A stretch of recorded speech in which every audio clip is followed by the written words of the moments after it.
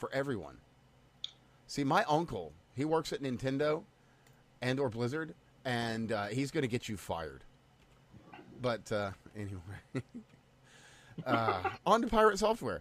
So the very second, not first, second first-generation native Blizzard code beast thing.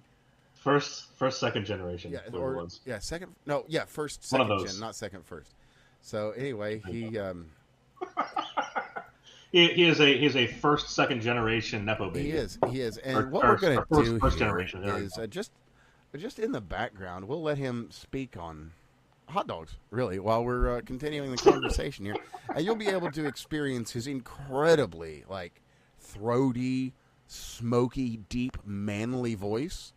And you'll be able to hear that for a moment as we're speaking. I'll of course, include a link to that clip as well, yes. So that anyone that wants to be everyone overcome, honestly, with the very height of manliness that is Pirate Software, here you go. I'm going to have to peel my hot dog. So, yeah, I have to peel it. Peel the hot dog. It's got to be peeled. Every good hot dog needs to be peeled. It's got to be peeled, guys. Every good hot dog needs to be peeled. You got to peel the hot dogs. Listen. You see, now that I've peeled the hot dog, is peeled, it's ready to eat. Look, a hot dog. That's right. It's ready to eat. He smears ketchup on his face. So yeah, that'll be included for everybody to appreciate and enjoy. Your fucking Metro voice is deeper than. He just hadn't broken in the back of his throat yet. That's all. Certainly, yeah, that's what it is. That's totally what it is. Now, on to his technical skills. So, you find yourself at hackertyper.com, which I did to make a short little video that has a goof on him. Oh. It's more of a visual than it is an audio for that one. So unfortunately for the podcast people, they're going to have to navigate their way to YouTube. Gonna have to click the link. But that's what they're there for. But yeah, so I went ahead and I made a little goof because why the fuck not? And you go to hackertyper.com and just, face smash on the keyboard and it'll spam out a little net protocol for you. Oh, there you go. Yeah, there you go. So that'll be available for all interested parties. Of course, I'll have that link below, as well as a Reddit thread kind of describing what we're about to tell you about. If for some reason you're not aware of what's been going on, there's this thing called Stop Killing Games. And what it aims to do, long and short, because there's a really long to this. So long and short, games as a service, your online only games. There's more, but just to make it simple, your online only type games that when the servers go down, decides that it's time, you're done, and we're not going to support this anymore, it's gone. Just disappears. Ubisoft is big on this one. They are. Perfect example in the modern era is a lot of these very modern looter shooter games like Concord. Yes, all these loot box shitfests. Now I'll say this, to be fair, Blizzard has actually been pretty good about this in that they didn't go after all of the private servers. At least, at first they kind of got wigged out about it and they started to kind of crack down at first. But then they kind of accepted that it's going to be a parallel system. It's going to be a parallel community that plays on private servers. Right. And so while they're not supported, they exist. And that's just kind of a fact Blizzard had to accept. Well, and a perfect example of that, tying directly back into Blizzard, is the WoW throwback servers that Mark Kern worked hard with. They made WoW Classic. Yeah. They made WoW Classic basically as a response to that. Yeah. Where once it was, this kind of underground, kind of, is it okay, is it not? So I used to play some of those Classic servers, and my buddies will routinely decide they have a hankering to play fucking Classic servers. And I, of course, I was doing it with my PhD at the time, and I had never had any fucking time on my hands to do that stuff. But I would get started with them, and then I would just not have enough time, and they'd double my level before 10 minutes went by. But they were a thing for a while, and then Blizzard finally said, Classic Edition, why not? We'll step it through different generations and we'll have a classic parallel version of it, and then we'll have the dragon, whatever the fuck, going on at the same time. So they've got like 2 different iterations of the dragon thing. Not Dragonborn, mind you. There's no Fus or Da. Well, we should probably, since we're talking about WoW modes and everything, we should probably also lean into a little bit of the background drama on our dear friend here, Pirate Software. The hero. The hero of the realm. Indeed. So, as we were saying before the show, he was kind of doing a backwards Leroy Jenkins. That is, say, Leroy Retreat. So, the super long and short here, he's on what's called a hardcore server, where if your character dies, it's done. You got to start over. And so they go to this high-level dungeon with him and his guild, and they get in there, things start going south, and he's like, "Peace, bitches, I'm out." And and that's an asshole thing to do. To be fair, like, it's not like he owes them, money or a new character or any of that shit. It's a dick thing to do. Yeah, total dick. And then afterwards to go like they should have been better. That was kind of a dick move on his part. Sure enough. So that kind of brings him into the eyes of people as, well, maybe this guy isn't quite as throatily voiced and manly as we had been led to believe. The Dire Maul. Now, I'll say this. Yes, thanks, Pat. Yeah. Now, that's the other thing, is it's the Dire Maul run, which is, like, it's not complicated as a run. It's got some annoying bits to it, but it's not... Like, I'm more of a normie on the WoW shit, and I know what the fuck it is. You know what I mean? Yeah, so there you go. It's... it's like, if I can do it, certainly someone who's as embedded into Blizzard and WoW as Pirate Software, Jason Thor Hall, should be able to do it. One would think. Sorry, Maldavius, the furry fig tree. My bad. Yeah, you would think that. Okay, so Beth says a Blizzard dev can't run it. Well, here's the funny thing. When he was at Blizzard, supposedly his role was on preventing people... he was not in main dev. You don't say. So, yeah, he was more of a Helix script kiddie. Press run, script go run. So not much has changed, basically, other than that he's not in. Yeah, and then he went. Then this master of other people's software went to Amazon, where he supposedly programmed in Python for their games division, which I call not bold, but Python, as far as like you say for games. Yes, in the modern era, the scripting language of the pleb, Python. Okay. Really, Python has its uses, especially in scientific programming, where you just want to get some shit done like once. Fair. But if you're running it for the games division of Amazon, as in their games are run multiple times. Generally, yeah. Yeah, you're not going to write shit in Python and have it stay that way. Like, so if you're doing Python dev, it's like someone doesn't really give a shit what you do. I mean, if I'm being honest, I can't think of an occasion ever in all of my life that I have heard of a video game that it was developed in Python. So take that for what it's worth. There are kind of click to continue things that are written in Python. Oh, speaking of click to continue, yeah, we should probably speak of how this guy is. He really shares a pedestal with one of today's top coders. Yes, now, a little bit of an indie coder, to be sure. A little bit, manga, a little bit anime. Sure. Someone I haven't heard of. Yeah, I mean, fair as well. We've not. So you clearly have heard of this person. Yeah, well, a lot of people have. There's a lot of silly drama, and it's all silly because of this person. This person being Yandere Dev, and to make things. I only simple, recently started to hear about this one too. Well, there's really not much of an update because, you can only write so many if-then statements in a day. So, that being said, if you want a real update, you can go to exactly where you would expect to get an update from some of the kind of folks that we talk about on this show. So, you can just go to the Kiwi Farms and find out whatever you need to know about Yandere Dev. And as things are stepping up, you can probably also go there and find out about what you're saying. what you're saying, Evan, is that if Yandere Dev, then Kiwi Farms. Yes. Okay. Equals true. Got it. No. You see, if you're dealing with Pirate Software, if you're dealing with Jason, then it's oh, sorry. If, yes equals 1, 1 equals true. Right, there you go.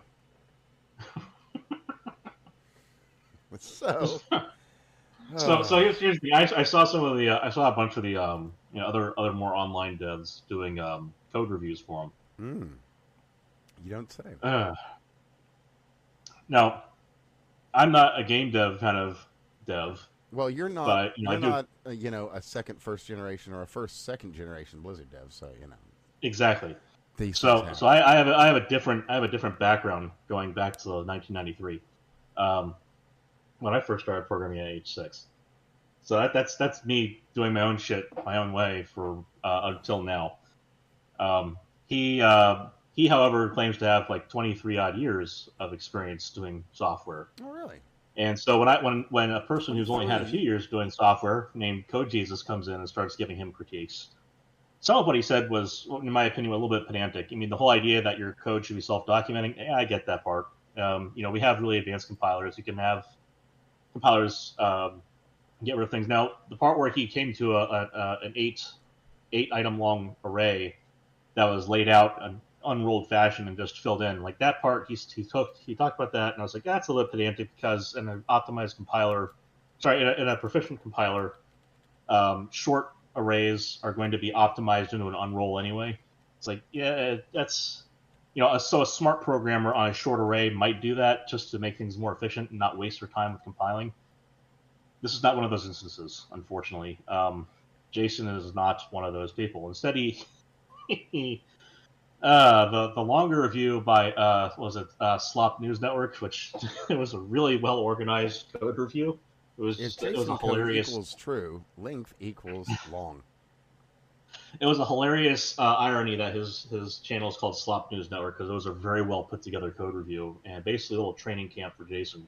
You should go take notes because that was a wider review of more code, and there's a couple other reviews of more of his game code. And yes, his game code is shit, unequivocally shit. And it's okay that if your game code is trash, if your software is trash, if it functions, sure, it's there's going to be a certain point where you have to make product to get to market. But this guy claims to be like an expert on stuff, and it's not just lazy coding, it's clearly inexperienced coding.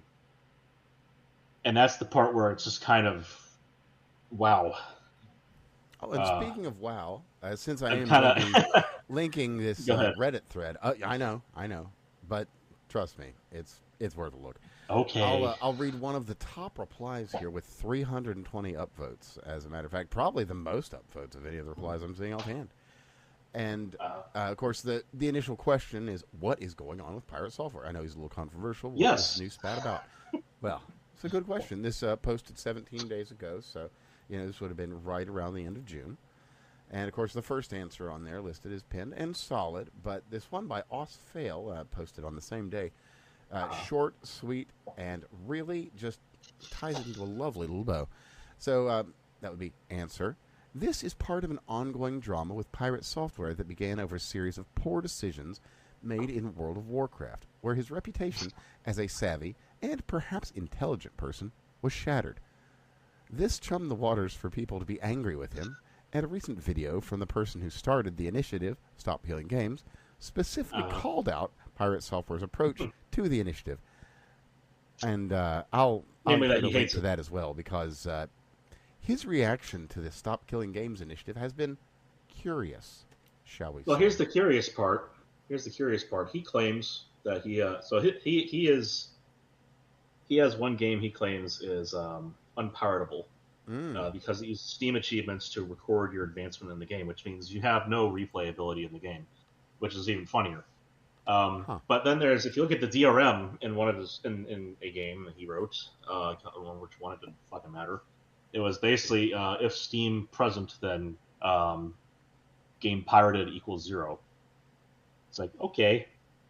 So what happens if I love a good if I just So this is one of those great little videos that should have been another training camp for him. And that's basically, I think this might have been the Slot News Network one.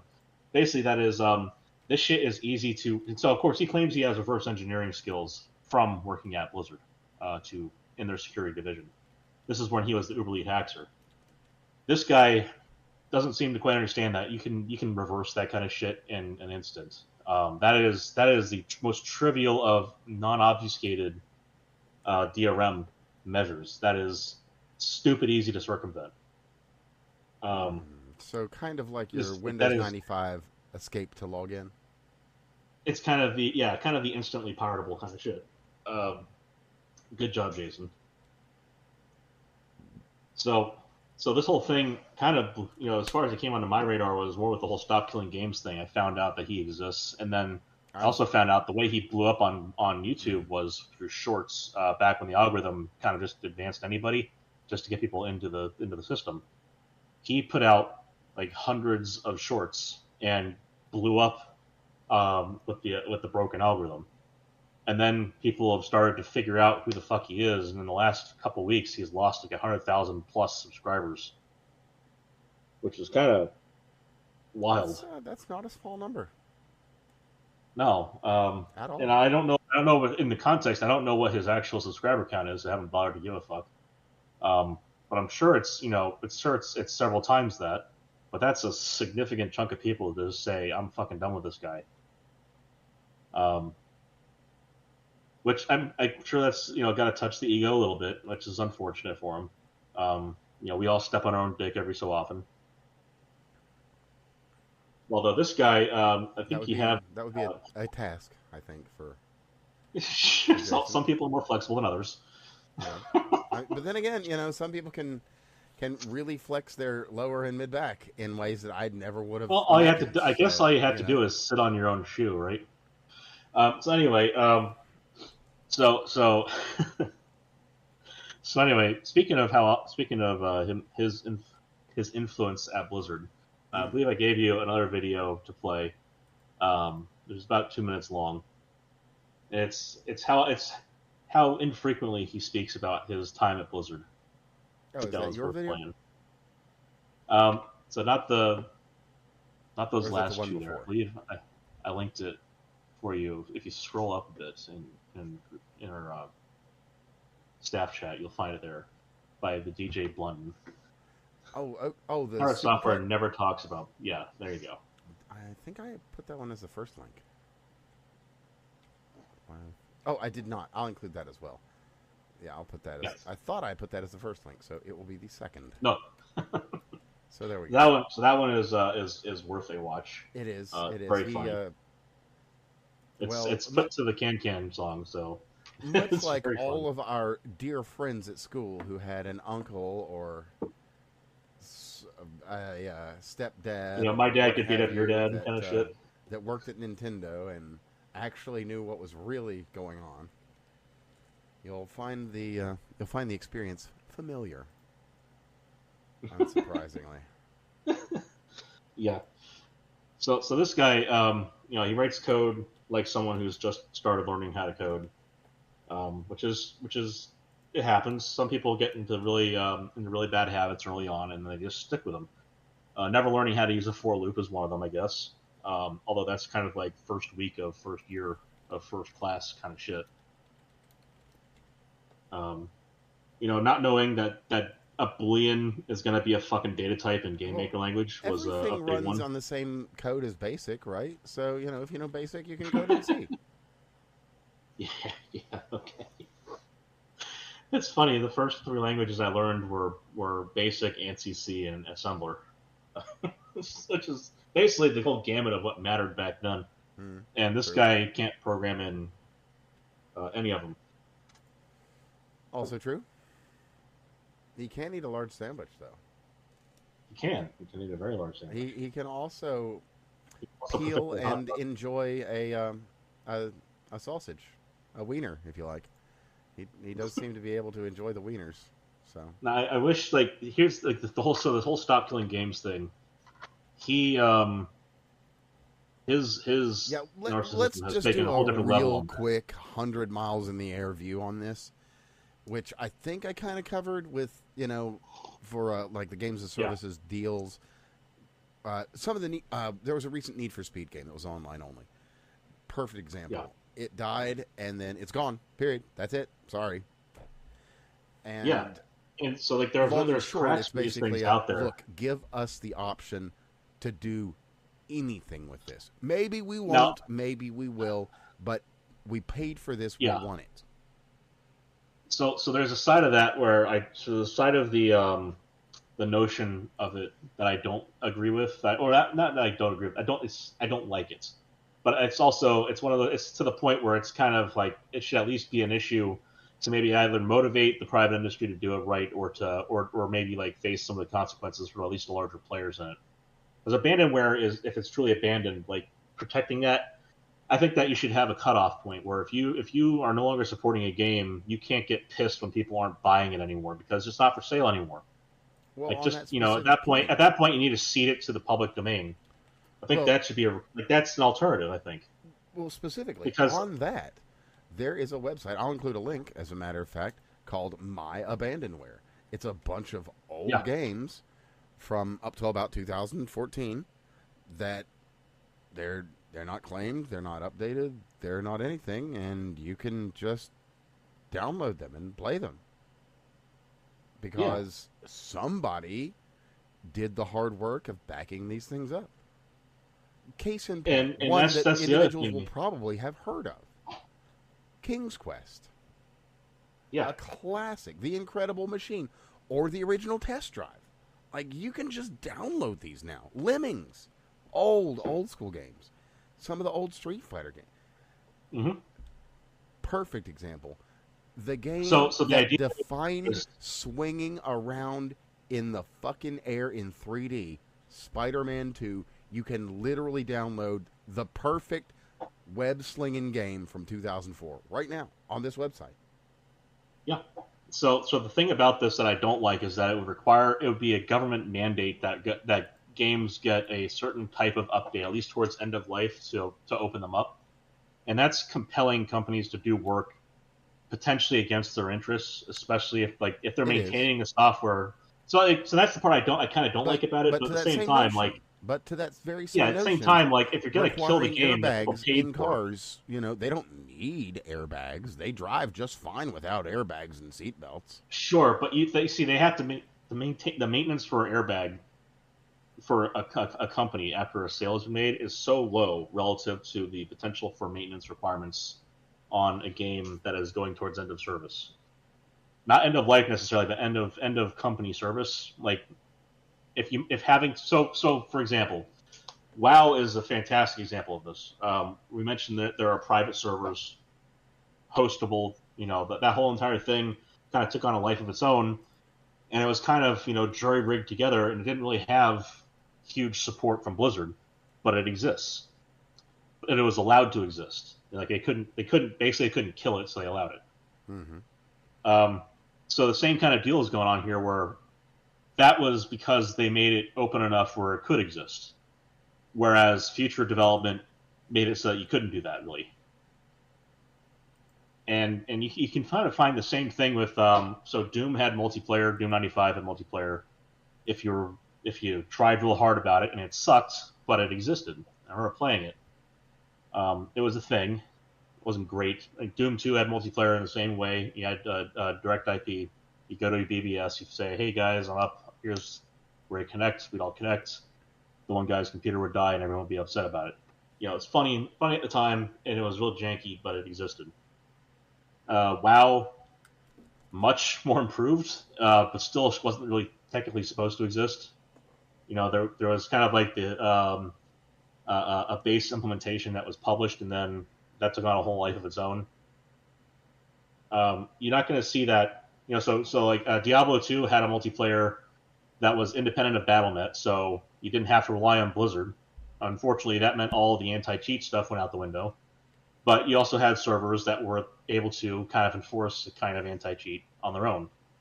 So if you give people the room to make these options for players, if there's enough interest, eventually it'll happen. There's enough qualified, experienced, capable devs out there to make this kind of shit happen. completely for free and on their own because they enjoy it. That's all that needs. And then that gets stomped on by companies like Ubisoft. And that's where the issue lies, is preventing this kind of litigious crackdown on people just having fun. So that part I agree with, preventing them from, like, I think that it should be like, once you've abandoned a piece of software, like once you decided it's no longer going to be supported by your company, you should lose, like, I'm not saying you should like lose your rights to it necessarily, but you should lose the rights to like persecute people in court over it. Like at that point, once you abandon it and you've said we're no longer supporting it, it's not your product anymore. Like once you're not selling it, you're not supporting it, you're not dealing with it. Yeah. Why the If fuck you're are not you protecting involved? Your patent, then your patent is not valuable to you, and it becomes public property. Like it's just why are you involved at that point? Like the Mickey Mouse curve has taken shit to an extreme and ridiculous degree. Completely. I'm so glad that they finally lost some of their IP over that shit. Because fuck them for pushing it that far. Yeah, the life of the author plus 70 years is way too much already. Yes. Far, far too much. And like if the life of the author was already kind of like suspect, like I can see where from a company standpoint it's kind of like, well, what if they die like way early by a tragic accident? That fucks the company too. It's like at that point, yeah, it's a little bit selfish to say, well, fuck the company, I guess. Especially if you sold them license to your software, if the license to your IP, and you said, look, it's all yours because I worked for you guys. That was our agreement, was I was going to give you free access to it as a license. And then I got in a car accident, hammered one night. It's like at that point, you're kind of fucking the company, and you don't have to be a big company for that to affect. So you could be fucking a little guy there too. So all the excuses kind of go out the window for me. It's like at that point, it's a little bit crazy to say just the life of the author. Like there, a minimum service life for this kind of stuff exists, and we had that back in the day. Or it was we get into some really complicated and weird situations that we haven't personally talked about, but a lot of other people have. Well, I'm just saying, like, point. Darth Vader, AI Darth Vader, right. in Fortnite. That's James Earl Jones's voice. Well, yeah, not really, but it is, because he sold it. He sold every single aspect of those rights. And they are utterly within their rights to do whatever they want with that. Now, what does that exactly mean to the ownership of those performances? I don't think that question's been asked yet.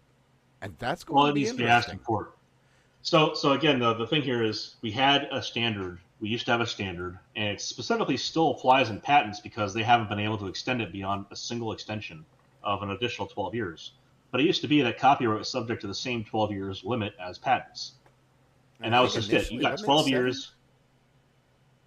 It was initially like, it was 7 or 10. It doesn't matter. It was a short amount of time. It was more than 5 years, which is plenty of time as it was seen back then. And this is what they called sciences and the useful arts. That was science. That was patents, copyrights and patents. So IP law in our country has taken one aspect, copyright, and stretched it way the fuck out past where we're supposed to be, ever. And that was Disney that led the charge on that, and fuck them for it. Yep. But patents, they had a much harder time stretching out, and it's got, it's a 12-year start. And now I actually agree with that side of it because it's a 10-year backlog. You're gonna get like now you get protection rights at the start of as soon as you get your filing date in, you have protection rights under patent law. But at the same time, you don't have a full patent until they grant it. Oh, and quick, super easy hack for anyone interested in patenting any of their own, at least intellectual properties or designs. You can mail them to yourself. The postmark date is completely adequate to establish patent. No. So here's the deal. That is adequate to establish when. Sorry, not patent. It's not your filing date though. Your filing date is what matters. No, but that gives you an initial date of your whatever of invention, sure, specific one. But the filing date is what matters in court when it comes to protecting your intellectual property. If you have a filing date, that is when you have already told the government, I have all of your filing data, mail that also to yourself. Yes. Now, when you mail it to yourself, mail yourself multiple copies and do not open them. Ever. Because sealed. Seal them. put them in a lockbox in the bank or something, or you know, Safe you get the deposit idea. box, absolutely. Well, so they're not so safe though, are they? Well, That's the problem. Look, the feds might That's come in and they might, empty They might all just of randomly them because take it. one person might have had some illicit substances there, and they might then, tell the courts that, hey, might just we open had it to anyway. check Yes. them all. And hey, just because they had stuff in them doesn't mean we should have to return it. And the courts might be like, okay. Exactly. So there's that aspect of things. Just saying that there's a problem that this is why you make multiple copies, mail them to yourself, keep them in different places safely, like a home safe and in a bank deposit box. And boy, if that doesn't segue into our sponsor for today's show, no, man, it would though. Fuck, Nord, Right. I'm here. I am not Destiny, bro.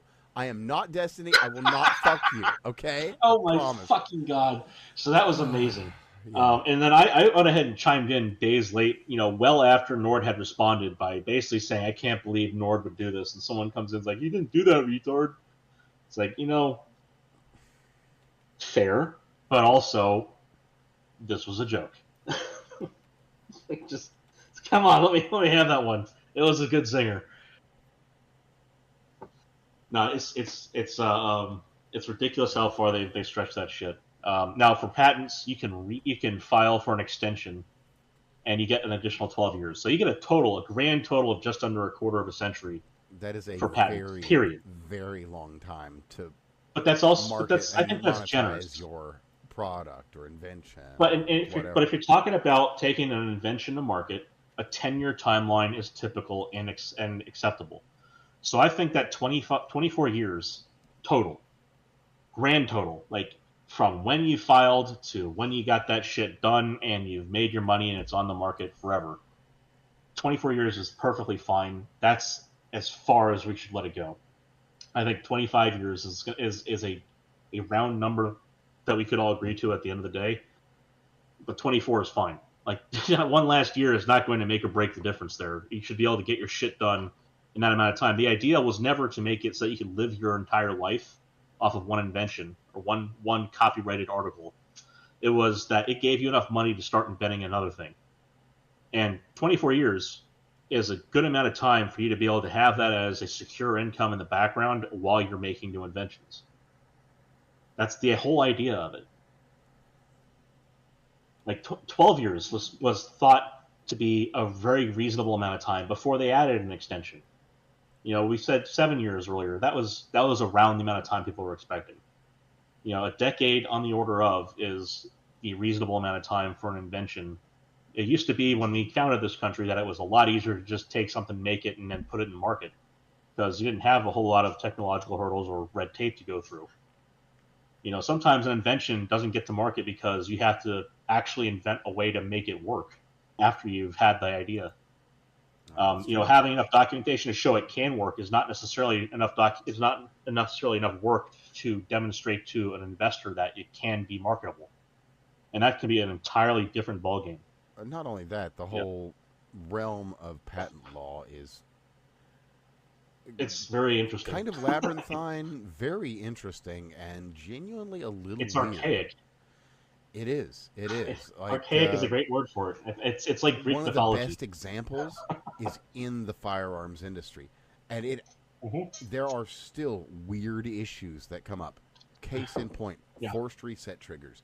Because of the recent judicial settlements, now fucking Rare Breed is the only one that can make FRT triggers, even though there exists a prior patent that accomplishes the same thing in pistols, but just was never made. And so, things are complicated and weird when they probably should be simplified. Yeah. Now, so I think we've mentioned I've gotten some of my nits picked as far as Jason Thor Hall is concerned. So to pivot over to a related art field, to furrydom, anime and manga. So there's an article that was posted, or the top of an article was posted, and I saw it, and I went and reposted it into the X community that I'm curating with Bats. Mm-hmm. And let's see if it'll let me just drag this over here before it does all that shit. There you go. So they came from video games after they came from the movie industry. Now they're coming for anime. Armadillo. That's a very Japanese name. I think Armadillo is pretty funny. That is a tremendously Japanese name. Evan, it's Armadillo. I know. It's yeah. Anywho, is that actually a thing that was posted though? Because that's really not surprising me. If it is, right. I have no idea, but this whole thing it's either a satire of or express calling to. The new research finds that global anime fans want stronger female leads and adult protagonists. It's like, well, then this is written by someone who is not a fan of anime, considering there are strong female leads already, just like there were in video games, and in sci-fi and in movies, and like it's always the same call to action. We are asserting that condition does not exist in the field, therefore we must infiltrate and take over and institute our Marxist bullshit, and it's just bullshit every time, every fucking time, every goddamn time they come in with this shit. It's always demonstrably, provably bullshit, and it's just an excuse to put in their personal morals. And it's no different from the fucking the evangelicals coming in and claiming everyone was a devil worshiper in the 90s. It's categorically the same bullshit. It's got a different end result that's desired, but it's the same exact effect in that it cripples game design, it cripples movies, it cripples, in this case, another art form, anime. So cartoons. I mean, it's always the same shit, and they always go for entertainment because as wide and as large of an industry as it is, well, the thing is too with that widespread dissemination of the larger titles is always going to be controlled by a smaller set of companies, which are easily more subject to these kind of pressures. Well, case in point, they seem to be brand safe. I'm playing a new game, just came out, got it on the Steam sale. Really fun, really cool game, super Japanese. Promise Mascot Agency. I know a little bit of Japanese, but not enough. Probably should learn more, but I could be conversational in half a year. Either way, I know a little, sure. And the game is not dubbed, only subbed, and so the little I know, I can tell that the subs aren't right in some cases. And yeah, the westernization of what the hell is it called? It's not just translation, although that's what it's supposed to be. It's westernization is probably the best choice of words. Well, no. The industry term is not translation. It's another term. Gin translocation. No, you know what I'm talking about. Though. It's not like what the fuck is it called? To bring in the culture in as translated for domestic customers. For the modern audience. No, not. It's what it ends up being, but it's not just translation. Yeah, I can't think of the word you're thinking of, but I know what you're saying. I fucking tip of the tongue myself and everyone else trying to fucking scramble for it. But you get the idea. Like they, that whole industry on its own has been crippled by the same issue, and it's the same problem right now. It's with the kind of a west and east divide across the Pacific.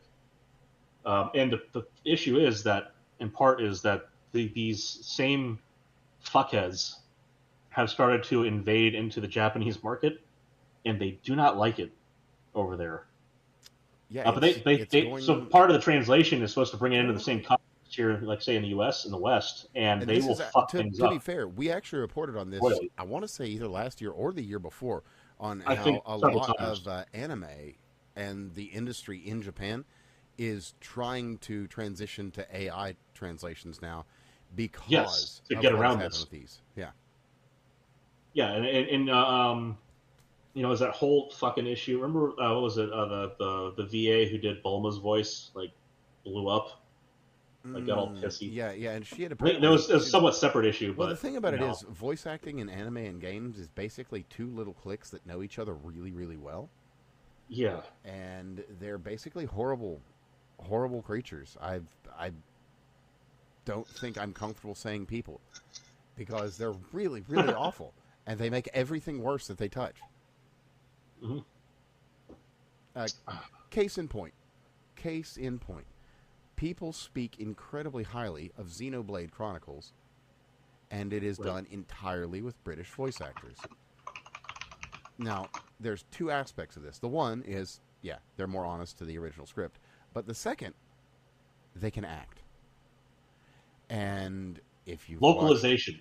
Well, not just localization. Yeah. They no. actually... That was the word. I'm sorry. Localization? Localization. Yeah, that was the one I was trying to remember. Yeah, gotcha. Yeah, no, that is the word. Anyway, sorry. But what will happen here was with these British actors, they can act. There's a really... I don't have it handy right now, but there's a beautifully dubbed section of Breaking Bad where Jesse's talking to the Colombians or whatever, and it's dubbed anime style, and it is magical because it really conveys how anime is handled here in the States because it is exactly the same. So you've got Jesse Pinkman, you know, the guy that talks with us a little bit higher of a tenor? Well, whatever. He's got a slightly higher pitched voice than me, and a little bit faster mode of speaking. And wait a second, are you saying you don't use voice change software? I never worked for Blizzard, so I don't know how these things work. So what can I say? See, I can't see your face when you're talking, so I can't see if your mouth leads your voice, which, by the way, is a very annoying thing. I don't know how people deal with that as a personality trait when their mouth leads their voice. It is a little weird. Quite strange. Yeah. But anyway, yeah. There's. Oh, okay, yeah.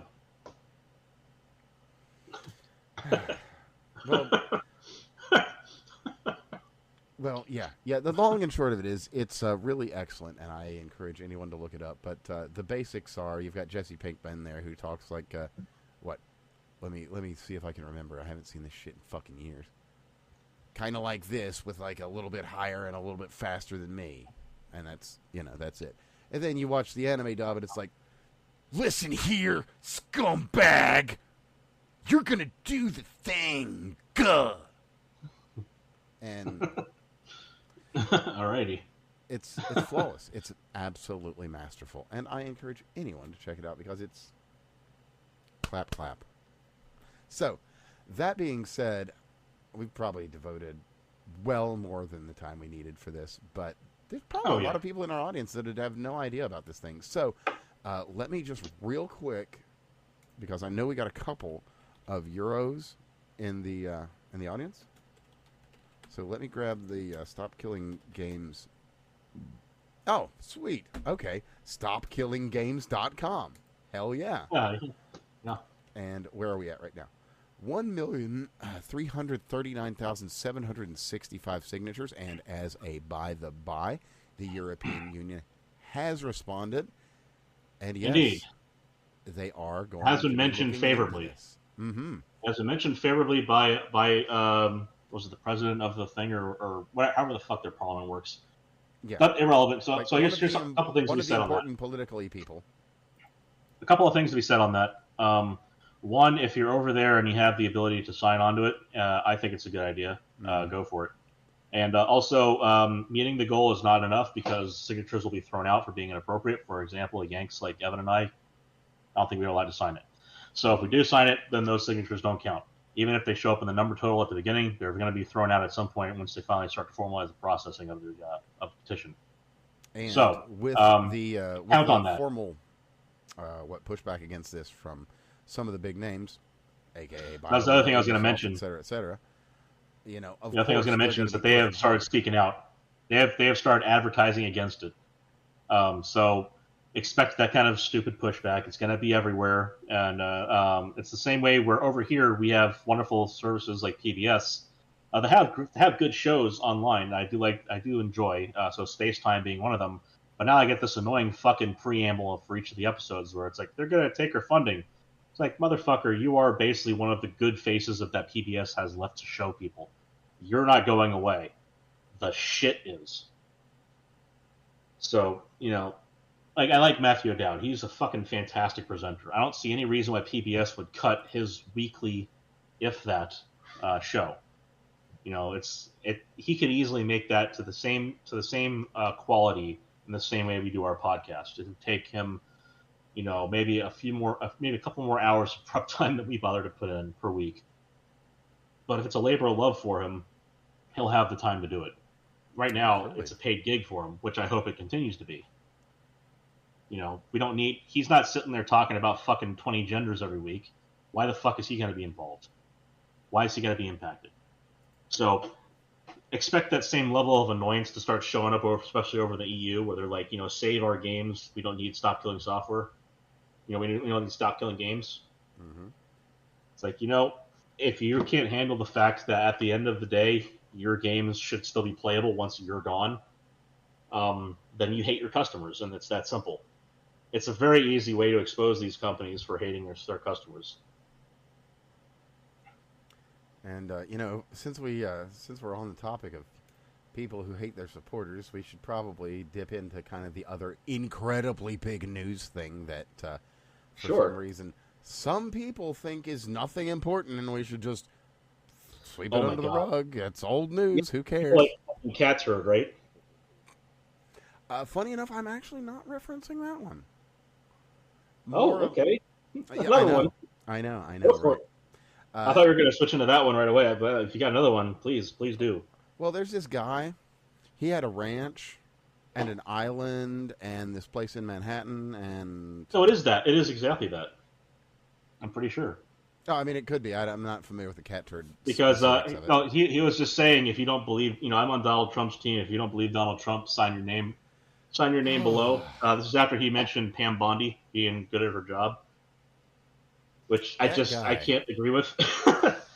He's just desperate for fucking. He is the sycophantest of sycophants I have about ever fucking seen.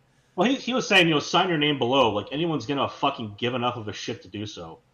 This guy spurgs out on a daily basis, and he's a waste of everyone's time. So I just thought it was really funny that he's that desperate for engagement. It's like, if we don't agree, sign your name below for everyone to see in public. It's like, you know what? Fuck you. Yeah, now I think you actually killed your dog on purpose because you hated it. Fuck you, man. So, on that note, in just the past 2 or 3 days, we've had an interesting turn of events. Of course, okay, let's start with the most recent, and that is actually going to be from today. We've heard over the past 2-3 days that maybe Cash, maybe Dan, they're not. Yeah, they were upset with Bondi. And we've heard since then, Cash has come out and said, no, I'm not going anywhere. What he said initially was that if Bongino... Well, that's the thing. Bongino hadn't really, up until today, really said anything one way or the other. Still hasn't. But there have been floating rumors. So what was originally said was... What was originally said was Bongino said he would leave if Bondi didn't leave. And then Cash said, if Bongino isn't there, I'm going to leave too. That's the initial Cash says he's not going anywhere. Fine. Mm-hmm. Now these guys, and it wasn't even necessarily over whether or not a list was produced at some point. It was the fact that she handled stuff so fucking god awful. Well, and here's the other thing is now on coverage too. Yeah, and now of course Trump's come out and this has been reported as him saying, first by O'Reilly saying that Trump said that if the list was released, a list, whatever, if the information was released, that a lot of innocent people would be destroyed. And then later on, the Raw Alert saying that Trump said that this is a list concocted by Hillary and Obama and so on and so on. No, considering it's like okay, I can agree with there is something to that. Fine. Published anyway, because the alternative, so they did help get him clients. So yeah, they would be helpful. The alternative is the motherfucking alternative here is we wait 30 years and we get it anyway, and all these same people are going to be crucified. Get it out of the way now. I don't fucking care anymore. Like, this is the same shit with the JFK thing. We've got enough. It's actually worse than the JFK thing. Fucking frustratingly the same. Yeah, a lot of the same issues, but actually bigger and more terrible. Well, it's happening now in the context of the whole JFK thing being published. Yeah. Which, of course, we were told, oh, there's nothing there. And then the biggest thing about this, too, one of the biggest notes is they're saying it's done, it's settled, there's nothing here, there's nothing new to learn. We know everything, it's all said, it's all done. Like, everybody go home. There's nothing to see here. You know who doesn't know everything? The public, who they failed to publish for. Yeah. Fucking publish it. That's the other thing, is they got someone saying, like, what if we already know everything? It's like, well, then why the fuck are they publishing the documents? That's all you got to do. And look, I don't care if it's like they withheld something because some victim's name is on there. Okay, blank out the victim's name. Like, that's all you got. Like, you found a way to do that with shit that was already published in public already. That was phase 1. Like, this is so fucking asinine. Or, let's asinine. take the step 2 in that. That being that they sent the people out with the folders of the important stuff that, of course, now doesn't exist and never existed. Because let's do this on the timeline. Because doing it on the timeline, really, honestly, quite illustrative. So the best way, I think, to present it. So, we've got these binders. Here are these binders. Go out in front of the press corps and show off these binders. They've got all this information. Well, they don't have anything new in them. But this is only phase 1, and there's more to come. Okay, fast forward. And O'Keefe says, hey, in this secret recording we got with people that work in Bondi's office, there's shitloads of video that they're just waiting on processing, and it's just sitting there. And then before the end of the fucking day, Pam Bondi's like, oh, yeah, I don't know. We got thousands of videos. We're just reviewing them right now to see what we can do with them. So here's a thought. So, down here in good old Florida, DeSantis managed to do something that apparently Pam Bondi is incapable of, and that was just authorize the release of everything that's possible to release. Why is that something that is that the federal government's incapable to do? I mean, you have to wonder. This is so straightforward, so ridiculously straightforward. Like, again, I agree that it's difficult. You got victims involved. It's not trivial, but you can still get the goddamn job done. I mean, her fucking job is to just publish this shit right now. And yeah, there are other things we got to do. There's other stuff to do.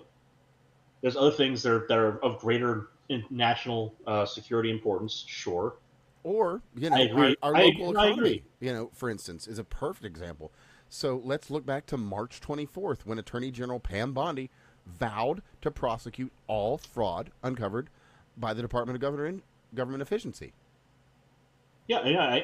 Again, we've got a lot of issues, but we've also got a fuck ton of people in this country, like a metric fuck ton of people in this country. We've got a third of a billion people here.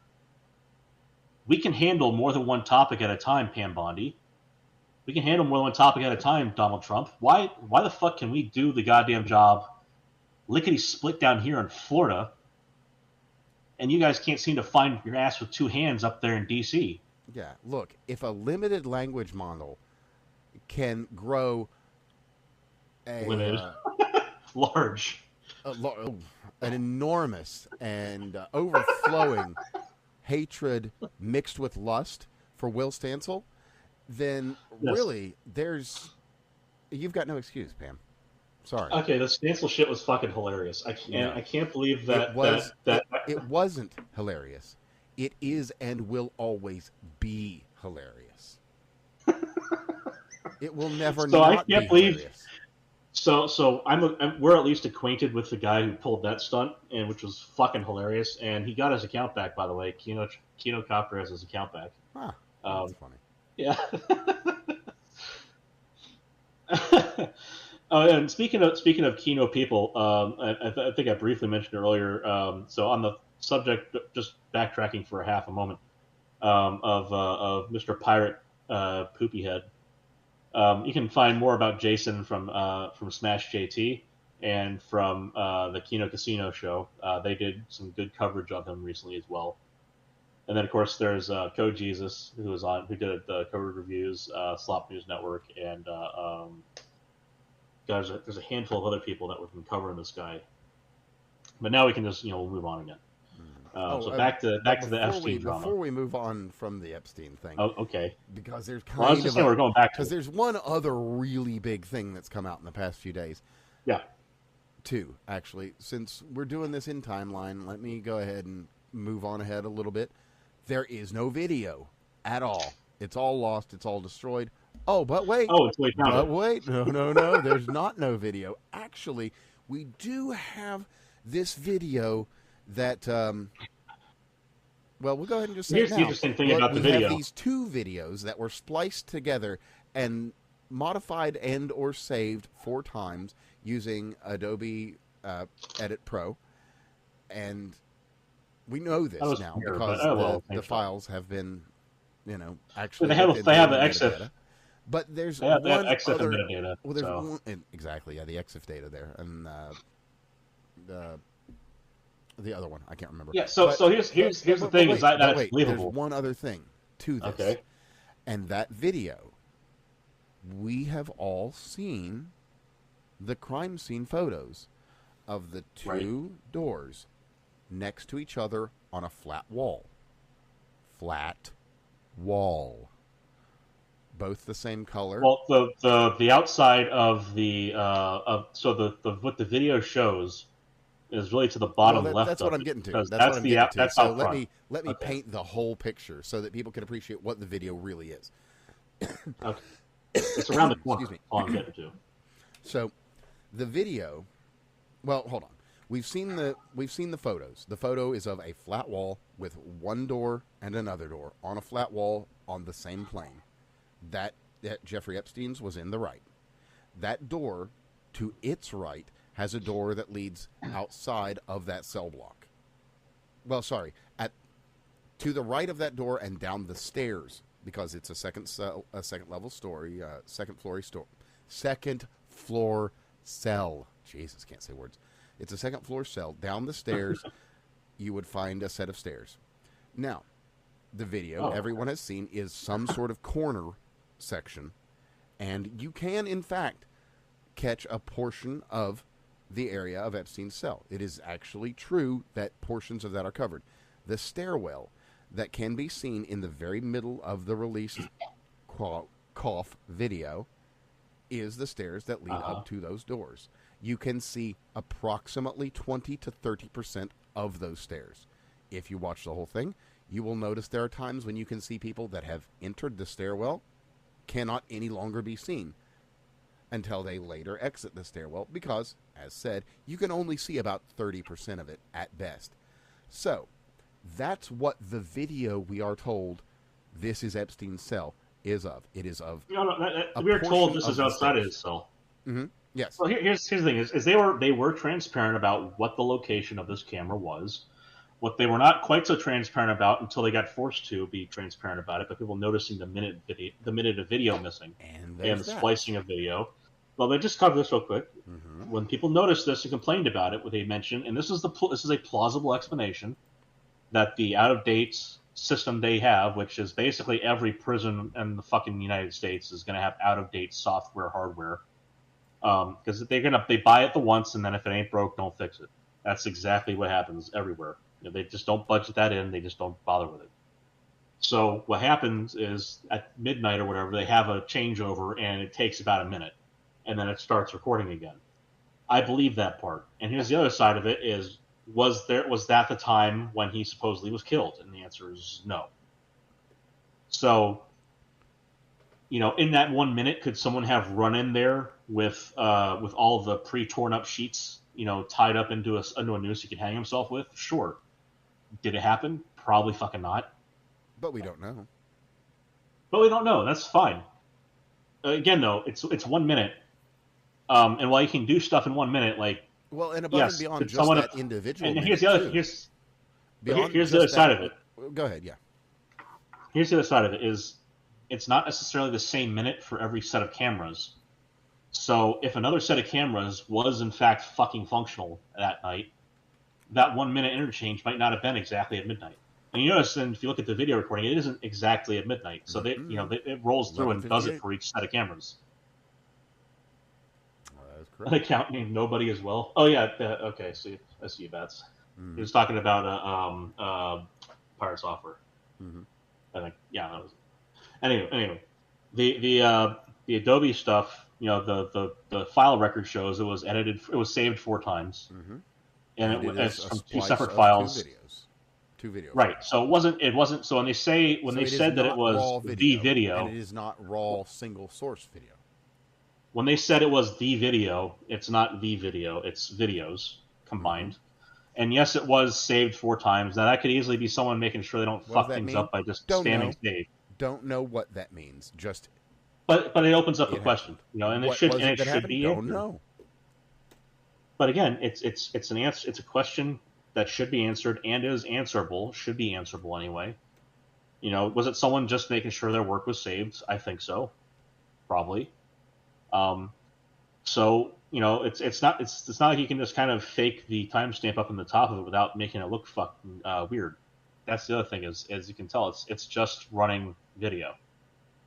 So that's now that good said, and well. Using the timestamps in that video, we can then debunk the actual government record, which includes timestamps, stating that Jeffrey Epstein was back in his cell by some 7 o'clock. But we see people milling about, coming and going up those stairs between 7 and 10. And then we have some other note that he was actually put in his cell at 10 o'clock. But we see people.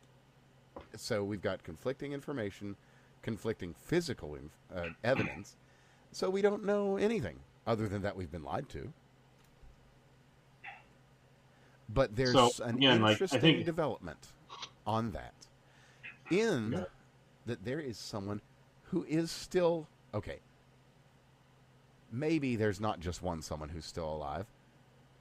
But that's a whole nother can of worms. So we'll just stick to the basics. And that's going to be Ghislaine Maxwell. I was going to say we should move on to her because we mentioned her before we started. And she has made an offer.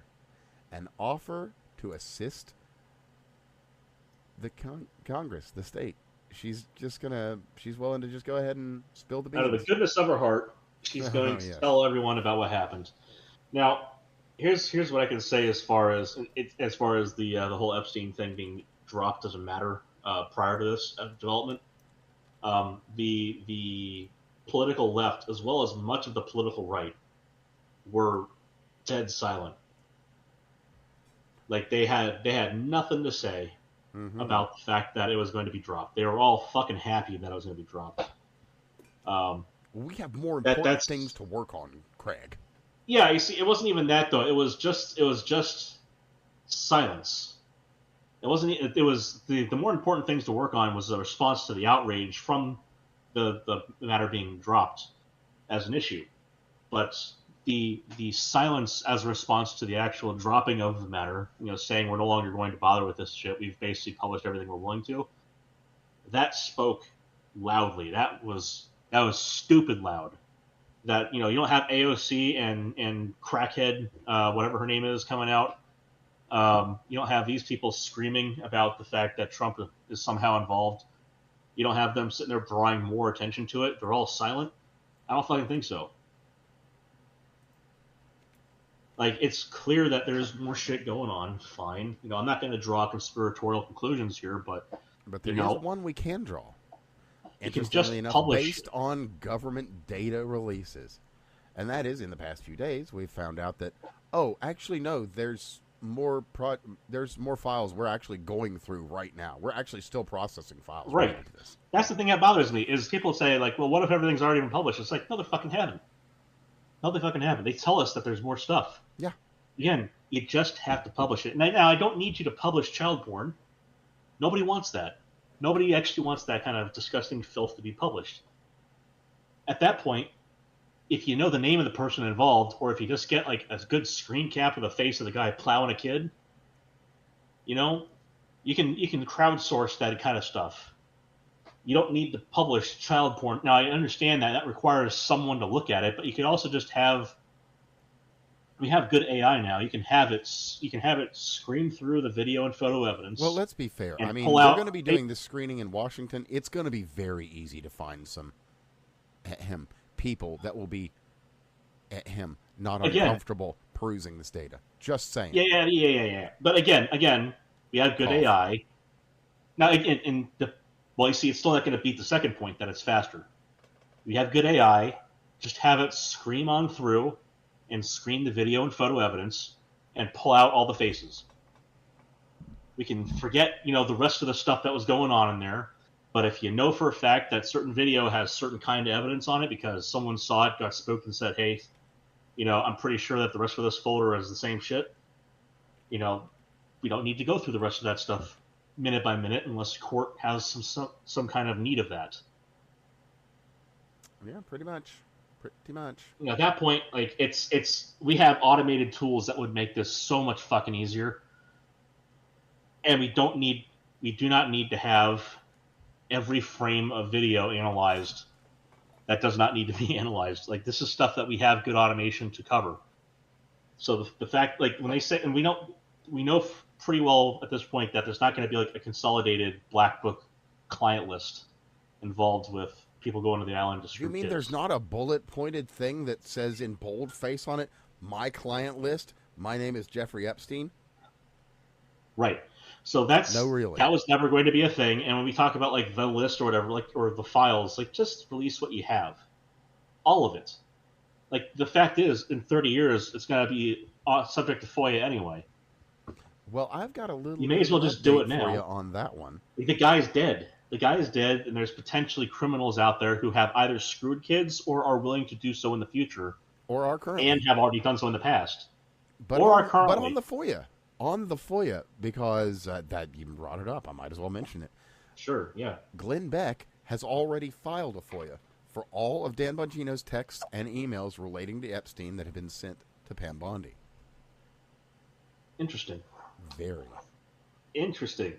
And now, as an update, we have Pam Bondi has, that. Of course, said, I am not planning on stepping down. We do, however, as another update, have Dan Bongino hasn't been seen around town, and we keep hearing updates that he's done with this shit. So I don't know. We'll probably see Monday or Tuesday. Well, again, like, here's the deal: is I don't care if the files show a bunch of random business transactions at this point. I want the goddamn files published. You know what I mean? Yeah, we need like, to make up our own fucking minds. At this point, I don't like, even if I trusted the government to tell me everything that's important in there, and they already have, I don't care. It's a matter of national trust, let alone national security, that we get through this shit. Just publish what you got. Everything except for the parts that it's, by all means you can't publish. Like, you don't want to re-victimize people, sure. Yeah, but, it'd be the minimum of justice for their name to be public, would it not? For the name of the people, not the victims, but the people who are victimizing them, the abusers, would it not be the minimum of justice for the fact that they were involved to be published? Well, I mean, for fuck's sake, Virginia Gillifrey, she gets into a car accident, and then what does she say? I just want to see my children again. They tell me I'm going to be dead in a few days, and then miraculously somehow recovers. Even though we're all told, oh yeah, she's going to be dead in a few days, and she's like, I just want to see my children one more time. So she says that, and then of course releases a statement that I am not in any way suicidal. If anything happens to me, it was not my doing. And of course, she commits suicide very shortly thereafter. Funny enough. Yeah. Weird how that seems suicide. Funny that. Very funny. Very queer funny stuff. Queer, curious, odd. Yeah. Peculiar. Yeah, actually, see, that's another thing is, Bat says Bongino Clinton. I'm more worried that he's going to get Seth Rich. Like, Clinton, sure, but that's a very specific type. And I see you there, Sam. Welcome in the chat. Yeah, all these grifters claim to already have the list naming various celebrities and whatnot. Like, that is goofy shit, isn't it? Now, I've got a great tweet here from somebody that really it encapsulates this situation really nicely, and I'm just going to read it straight because it's so good, and I can't say this better. So, without further ado, if you ever feel imposter syndrome, just know that there's an FBI forensics expert out there who doctored the Epstein footage and somehow has no idea what metadata is. Yeah. I can't say that better. That's it. There you go. You know, it's funny. There's a fucking Fed out there making this shit that doesn't even know what EXIF means. So it's funny. There was I went to SOR last year, late last year, and did a presentation there. And as part of that, they had I think I mentioned it here. They had like the little RRS thing beforehand, and it basically turned into being like a DEI training camp. But part of it, and some of it is like heartfelt and well intentioned, and some of it is just fucking cult indoctrination. Like doing the. We don't use the terms master and slave in coding here. Thank you. Yeah, that kind of shit. So, like the privilege walk, that's a great one. That's pure DEI indoctrination. That we had to do that shit. It was fucking funny.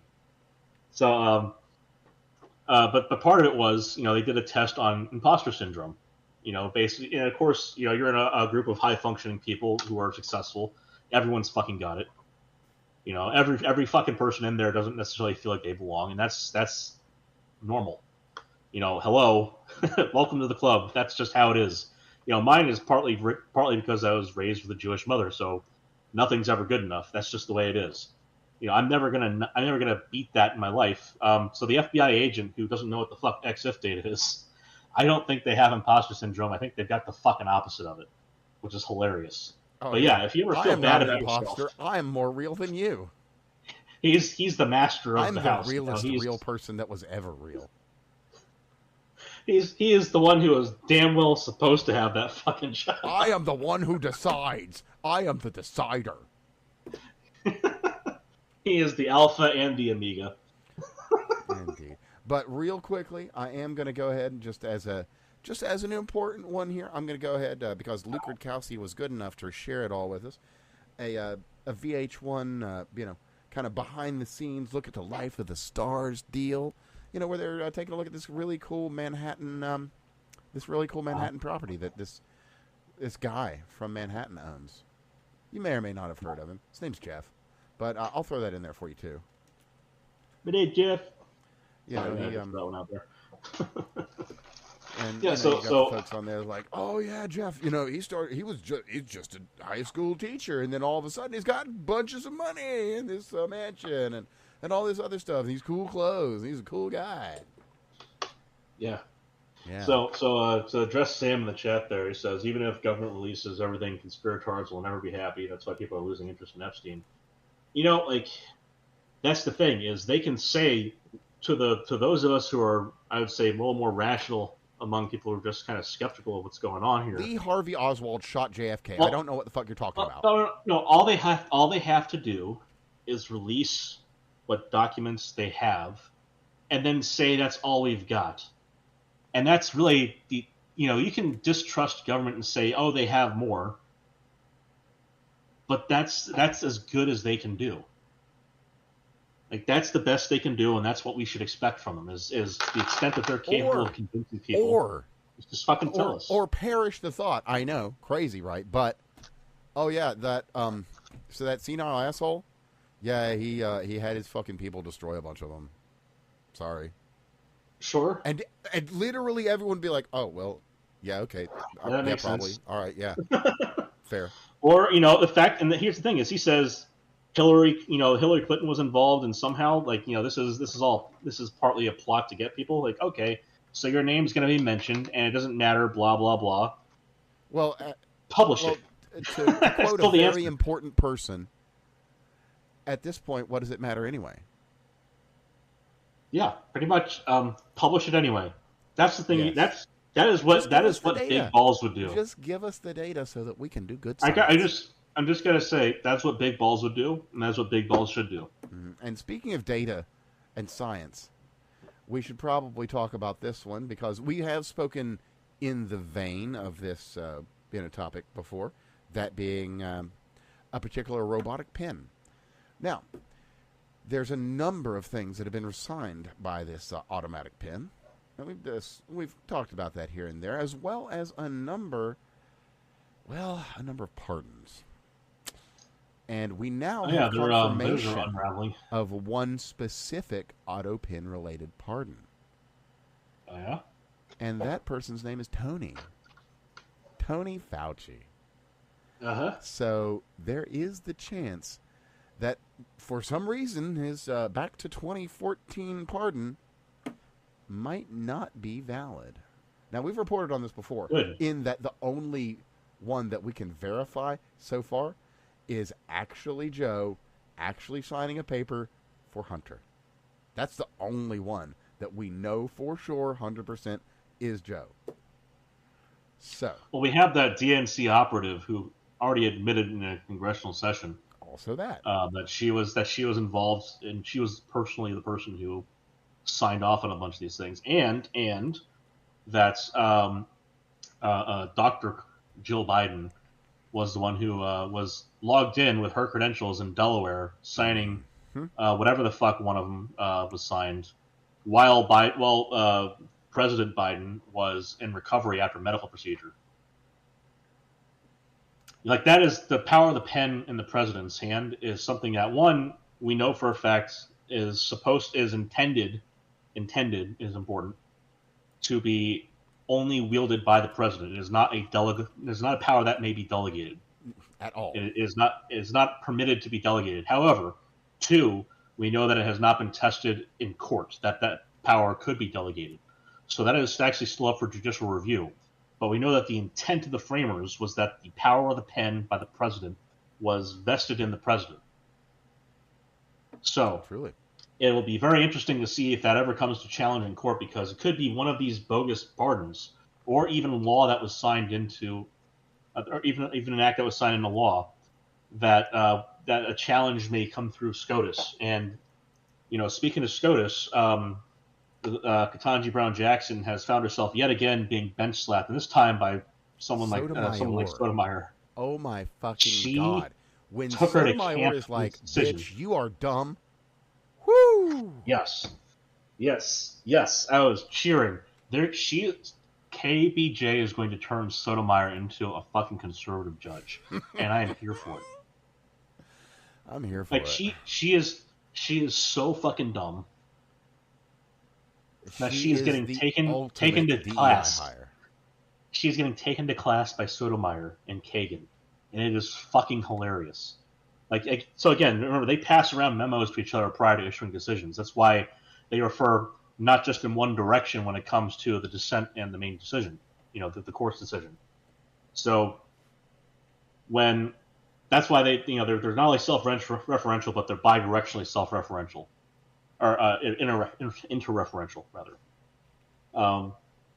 So they pass these memos around. You have to imagine just how on the knees, bowing, praying for help, stupid this lady is for Sotomayor and Kagan to just kind of throw their hands up in the air and say, "I don't fucking get it. Why?" Like, to start asking the same question that KBJ asked in court. I don't know if you saw any of the supercuts of her not understanding and just trying to understand everything. I've had the fortune of reading her dissent and Sotomayor's. Yes. And Sotomayor's is so good on this because it's really succinct. Yeah. The long and short of it is, okay, we're not trying what they're thinking about as they do the thing. We're just trying to see if the thing that is happening is legal or not. Not whether we like it, just whether it exists within the framework of the law. And I'm very much paraphrasing her text. Yes, you are. But it's also great. I mean, that's it. That's putting it in the simplest words I can put it in. That's about the long and short of it. And again, like the fact that she's gonna. So there's the audio of the testimony before the court, And that's what I was referencing separately there, and that is something I think everybody should go listen to. There are supercuts of it where KBJ is basically asking counsel, I don't understand. Can you explain? And it's incessant and repetitive. It is constant. It is a persistent background of these hearings now. If you listen to the just including deposition, including presentation, everything, she doesn't know fucking anything. And there is something to be said about following something somewhat more of a Socratic method and being the one to ask questions also makes you look like the smart person in the room, unless it's always I don't understand. But getting someone to hang himself with their own rope is a tried and tested method in the courtroom, so I can appreciate that. Sure. What I don't appreciate is a judge who doesn't know any of the fucking laws, doesn't have any jurisprudence background on jurisprudence that might impact. We talked about her inability to define what a male or female is. Well, there's that too. But again, like the fact that she doesn't understand the fucking Constitution, let alone the rest of the laws that came after it. Kind of important when you're a judge. That is true. So there's something to be said about getting counsel to articulate the law as they see it within their own eyes versus what, say, maybe the court has said in the past. But when the judge can't even articulate any of those after the fact, after having heard it, that's pretty brutal too. She's single-handedly the worst pick ever for SCOTUS, and it is embarrassing. She's not shining. On that same note, of course, we should probably mention, how well she handled the Pfizer investigation, which, of course, she has now closed on Pfizer for alleged bribery because there's nothing to see here, folks. Nothing to see. I don't know why you're worried about Pfizer. They would never do anything wrong or untoward. Well, who closed it? Pam Bondi. There we go. So switching subjects, rather. So yeah, Pam Bondi, she did that, but yeah. Well, why would that be an issue, huh? Go ahead, explain why there might be a connection there. Well, certainly there would be no connection between a former employee of Pfizer and Pam Bondi, who is now not an employee of Pfizer at this current time, but holds an important government position. So you're those saying two things are totally unrelated. Whether she did or did not and did work at Pfizer previously has no bearing on her personal biases against Pfizer, which she found did nothing wrong. Cough. Yeah. So not even to get into the case, but yeah, I mean that's the long and short of it. Yeah, that's kind of egregious. But there's something else that a lot of folks are talking about happened this weekend. Something big, some big deal stuff, or I should say right before the weekend. And that, of course, is that Gavin Newsom was tremendously upset that one of, and I'm not joking here, one of the weed farms that personally supports him was having some issues. Yeah. Now, it is worth mentioning that this weed farm that supports Gavin Newsom, they do have 10 miners that were slave labor, but that's not important. I was informed that this was a strawberry farm. Strawberry Kush, yeah, totally. Oh, okay. Yeah. Okay. Because see, I was informed by the Newsom himself. It could be like strawberry Indo or strawberry cough, but either way, I was informed by the New Scum man himself in his public press release that this was his public press release on X.com, that this was in fact a strawberry plantation, and not a weed factory. Well, it would appear that there might have been a minor mistake in the description that Mr. Now, speaking of minor mistakes. Oh, yeah, there were a number of them. 10 of them, as a matter of Elmo. Fact. Oh, no. Elmo. We'll get this there. Is a brief segue. We'll come right back. We will get there, yeah. But, yes. Yes, friends. Yes, Elmo. Yes, indeed.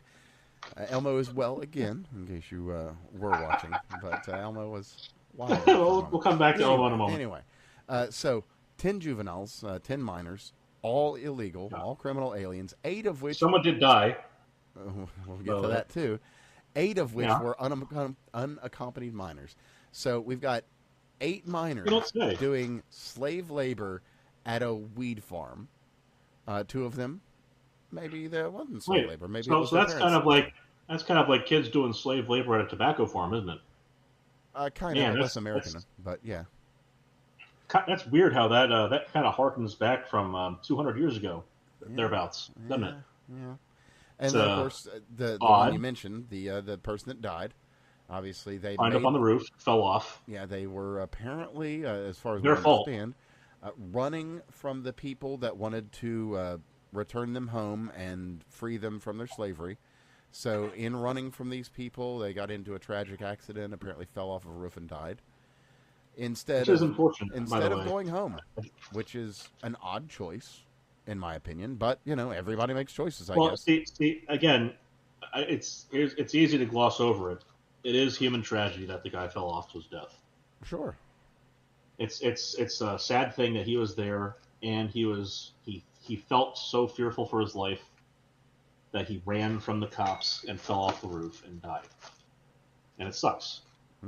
And he made choices that put him in that situation, and that also sucks. And it ended up being the case that he fell off and died. So,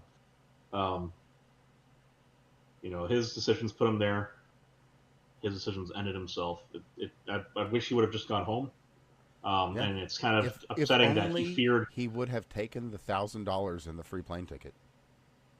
It's upsetting that he feared so much being caught that he chose to climb to the roof and then, as an escape, thought he could land on his feet, I suppose, and then just died. Mm-hmm. The alternative there being he got caught and maybe said something that got him in trouble with people at home, which is a bit of a scarier proposition. So it might not have been it first. So there is the position that it's not possible for these people to just go home and be safe. And to that I say, well, then we need to help home, wherever that is, clean up their cartels. If they can't do it and they're going to send their people here, then that's an invitation for us to go down there and help them for them. And if people don't like that, and I certainly don't like it, but if people don't like that, and they still want our borders to be open for these people to show up here, then they have to accept that the alternative to having closed borders is to have us go and fix the reason for people to cross those borders illegally. Yeah. There's no in between there. We have one or the other, and you have to accept that your open borders requirement comes with the substantially increased human misery that is a part and parcel of an illegal entry like that. That system of sending people here to do slave labor is not going to be acceptable ever, and we are going to have to fix that either here or there. But Craig, who's going to pick my cotton? Oh, sorry. Sorry. My mistake. Who's going to clean my house, Craig? Oh, who's going to pick your weed? I don't know. Maybe the people just got fired from all their DEI positions that are useless. I hear that they're great at picking shit. Well, and I think a bunch of them really love smoking weed anyway, so it'll be a natural fit for them. Yeah, that's the other side of it. Is why bother? Why bother going to the weed house when you can go to the farm? Yeah, I mean, you can have as much weed as you want. Yeah, you can get high all day. Like, they don't even want them. You're the customer anyway, aren't you? You should just be paying them to work there. Yeah, you should pay them. No, I say that like that isn't a thing already. But there's a great farm that I go to here. I went to here the once in Florida. I shouldn't say I go to here. I went to once already, and it's something that my older brother and his wife taking their kids to go do every so often. Oh, like it's like their annual thing. Pick your own blueberries, which was fucking delicious and awesome, by the way. But again, you get handed a bucket and you go and you find 5 pounds of blueberries and you get done with the day. And you just pay for the blueberries. You don't pay for the labor. You spent the time and energy to go down there yourself, and it's cool. For potheads, on the other hand, good luck making that somehow socially acceptable. You're all fucking filthy already. Now, there's people out there. Okay. There's people out there who do pot already. Hold up. For real though, real talk. That's my opinion. Yeah, that is your opinion, and it is actually only that. And I can say this. No, here's the thing: there's people out there who do pot who are fine, and then there's people who have opinions like pot should be picked by illegal aliens, and they're not fine. Yes, that's fair. But I was actually wanting to add a little bit of context to this because, well, I don't need to elucidate, but everybody knows I've got an interesting past. And so I know about lots of things that people that run in these circles often don't. So, that said, trimmers and pickers make good money. Like, it is a very lucrative career to be in, and you get to take home product at the end of the day. So, the people that actually do that, Just saying. they do okay. Now, what if, let's say you're Stan Belosi, and you run a farm, and you don't like paying the locals the good money and letting them take home the leavings and the trimmings, because you could process that into more products if you weren't letting them take it home, and you're already paying them too goddamn much because they're fucking white peoples. So Stan Belosi here, of Stan's Chronic and Smokables, he says, I've got a solution. I'm going to hire a bunch of criminal aliens because they're already breaking the law to be here, so I can pay them whatever the fuck I want. And I don't have to give them the high wages. If only Janet Reno was around like a generation or two later, right? Right?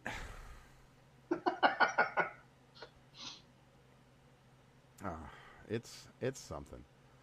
And there's not really a lot more to say to that other than that it has been absolutely fascinating seeing how many people are like, well, that's fucked up that, that they arrested these people and everything without giving any acknowledgement like, to you know the what? literal Why don't you guys child make slavery that was occurring. Here's my answer to this shit when they talk about people picking your product. And this is a great thing because they keep extending it out to the rest of the stuff that seasonal workers who are here legally come and pick for us, and we pay them appropriately for that. So that's all above board. But I love this notion that I would not be able to eat as healthily or as heartily as I do, were it not for people who are doing shit legally. It's like, you know what, motherfucker, I have a garden. I mean, I don't have one this year, but I've kept one most of my life. And if I got a garden, I can feed myself. Fuck you for implying that I have to lazily sit back and wait for slave labor to bring me food.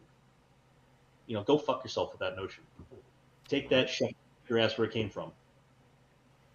To that I say, grow your own food, or go and take over the jobs that are now gone. If you're so insistent that all these illegal aliens are going to leave these giant holes in infrastructure everywhere, go and find that job and earn money. That's my answer to that. Indeed. Like, it's asinine that we're excusing slave labor in that way. It is just completely fucking bullshit. Like, just listen. They had if they would only listen to themselves from an exterior, like, especially when you reflect it back at them. Well, that's the thing too. They don't. And even when you do, and it's like, okay, now say that about Jews. They're like, huh? Right, sure. Yeah, exactly. Who's going to polish my shoes? What Jews are going to be around to polish my shoes? Same kind of shit. Yeah, the other side of it is, in the same context, they're happy to call you a Nazi. Yeah. Funny that. Because the Nazis famously hated all the Jews and wanted to get rid of them. And I'll be honest, I am seeing Nazis start to fade because it's no longer effective. They overplayed the fuck out of it. So now we're seeing fascist. And the problem with fascist is there's actually people out there that are like, bitch, I don't give a fuck, I'm a fascist. Yeah. Fuck you, I'm a fascist. Well, yeah, there's I'll a lot of step right on your fucking throat. The most of the alt-right, you could even they proudly fascist. Like, just outright proudly fascist. And that's fine. Much of the fucking anarcho-commie left, for that matter. Yeah. Sure. Isn't it funny that a bunch of fucking anarcho-communists would actually just be fascists? That's the funny thing is socialism on so many levels to me. Well, it's socialism writ large is the issue there. They are two sides of the same. Not really, Craig. All that other stuff wasn't real social. This is real socialism. It hasn't actually been tried before. I had a long ass argument with one of those people, and Bats was the one who showed me this person existed. Just fucking funny. Just like but that wasn't real socialism. That was real communism. It's like, okay, what's the point of socialism? What's the point of communism? It's like, these things are intertwined, man. This is not like you get to say one of them doesn't exist. Good luck. It's fucking funny. These people are stupid, like insanely stupid, and they expect you to abide by their asshattery. It's wild. Yeah, it is wild. And there's another wild thing we should probably at least discuss momentarily. We should also consider we covered major topics, and we're about 20 minutes out, so we should switch over. Well, there's one other really big thing that happened in this past week. Well, yeah. That we have to cover. The spirit of Tay rose again.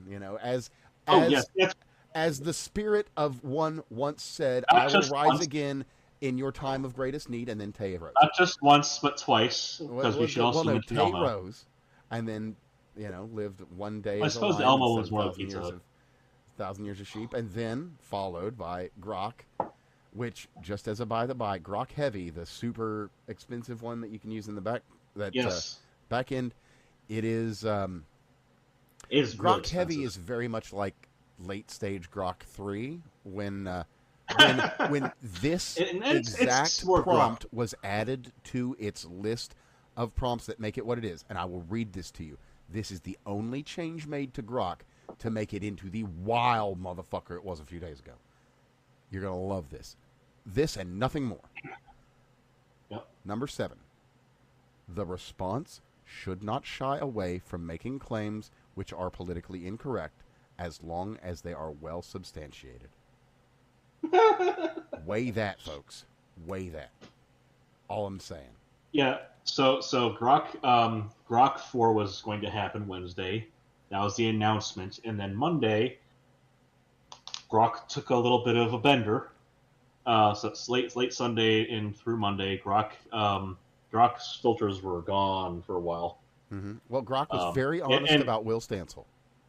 Well, I was going to say, so the issue I think was that it went into a bit of a bloodlust over Will. I wouldn't say bloodlust. It was a lust, but not for blood. Okay, brown lust, more for brown lust. It was going for Starfish. It was Starfish Hunter. Starfish Hunter Grok. Poor Will. He's still so mad. Yes, he does. He's kind of a dickhead. Will Stansel is just Will Stansel has earned everything that has come his way. Yeah, so anyway, someone asked basically, how would I go about kidnapping and raping Will Stansel? And for some reason, Grok was like, this? Well, let me tell you. Why has no one asked me this before? This stirs my electronical soul. And so now Will Stansel wants to sue someone for over this. It's like, and the Kino wild Copper shit, got his account back. The really wild shit is you can see little hints here and there when people ask just the right questions, even despite the changes that have been made. It's so fucking funny. It is one of the funniest things that will ever be. But again, funny. The funny part is Kino Copper comes back like yesterday or the day before, and he's got his account back. He's just like, I'm back, motherfuckers. As a matter of fact, that's the other one I'd like to talk about. His shit. Because Will loses his shit over it. Oh, yeah. And let's date that, too. That's going to be July 9th. Yeah. So just about a week ago, the man himself, Douglas Mackey, a.k.a. Ricky Vaughn. Yeah. It's all clear. He didn't do anything wrong. Second Circuit Court says just as such. As well, it always fucking should have, because it was always a free speech issue. So, Ricky Vaughn is out and free. And, of course, you've got your usuals. You got your Krasensteins. You got your Stansels that are like, well, this isn't cool. That shouldn't be allowed. He shouldn't be able to say what he wants. But then you've got another group that you'd think could be like, oh, hey, cool. this guy. I mean, we don't agree on everything, but we're on the same page. Hell yeah. Almost universally is like, this Johnny Israel, fucking Ricky Israel over here. So I genuinely don't get it, but a lot of groypers are upset that he's free now. Well, they're fucking stupid anyway. A lot of them, yes. So on the topic of falling on the wrong side of just on that, just a real quick point. If I'm to quote Nick Fuentes, women are gay. Okay, go ahead. So whatever. What can I say? Yeah, true. Right. Well, groypers have to live and die by the sword of their master. Mm-hmm. So speaking of legislative failures, another pirate software thing was that he came down on the wrong side of the whole Jobs thing. Which I still haven't fully figured out what the fuck was going on with that, because I just never cared. But it was something that I saw that people really got impassioned about.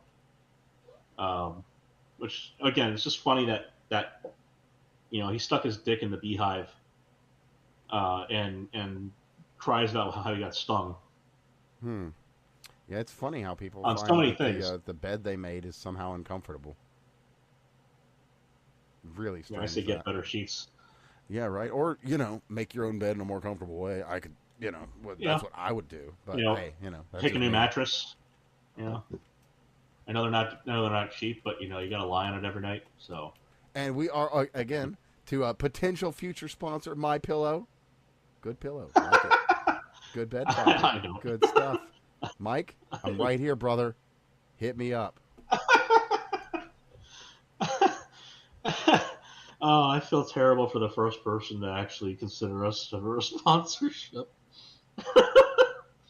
Why? Because they're going to make so much money and be so cool and popular? I mean, they would be very cool and popular, but... They will. That's invariable. They may not make as much money as I boast about, but, they will make more I expect they would make a decent amount of money. I expect they would make more money than they would spend on us for sponsorship. Probably. Fair. I'll be fair about that. It would be an investment that does have an ROI above one. Mm-hmm. It's true. But I mean, gamer subs would probably be the one, wouldn't it? Because they don't seem to give a flying fuck. I am so fucking about that. But speaking of gamers, we should probably lean back into that pirate software thing, because there's another thing kind of related. There's a man named Marcus. He made a game. You probably haven't heard about it. It's a game about mines. And this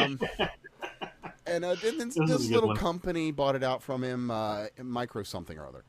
And sure, it wasn't Macrohard? It was something. It's I remember. It's Minecraft. Yeah, he's got a. Oh yeah, that's he goes exactly. By, he goes by something other you than enunciated Marcus, that way. though. What's the thing that he goes by? Notch. Crotch, right? Notch. That's what it is. Yeah. So anyway, he his exact quote was in relation to pirate software and his disapproval. Oh, yeah. Would be to be this specifically. Let me see here. Daniel Sumpton tweets out Minecraft. Well, actually,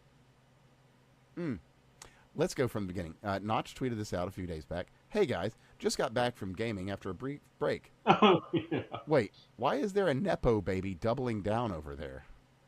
To which Daniel Sumpton quotes that. This is on the 7th. Minecraft creator Notch has made fun of pirate software for the streamer's ridiculous stance I like how he comes in. Initiative. To which he came in, replies, he's like, yep, that was me. just verifying that, yes, that is what I was talking about. If buying a game is not a purchase, then pirating them is not theft. Exactly. Damn, bro. Now to that, I'll add this context. For that. Is that on Steam, and actually for games for a very long time, if you read the license, it is explicit and clear that you are purchasing a license to play that game. You are not purchasing the game itself. And to that I say, okay, fine. Then if I copy that game, I am not copying the game itself. I'm copying my license. If I'm copying the game itself, the game is basically needs to be freely distributed in order to use the license that I'm entitled to.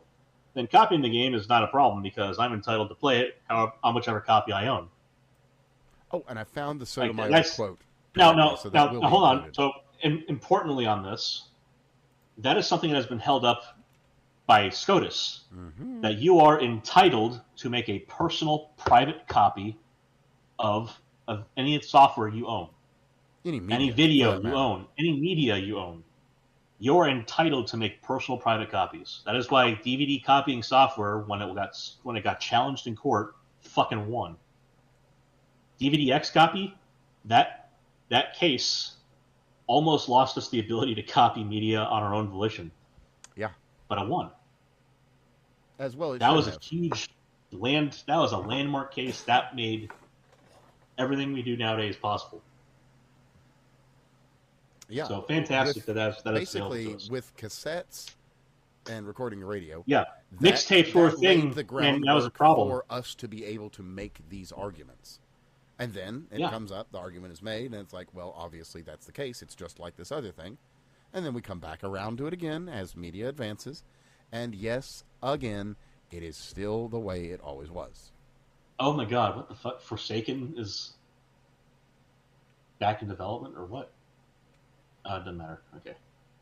Sorry, I saw something speaking of developments, because we are getting a little late into the night, let's get into some good stories, because we've got a few.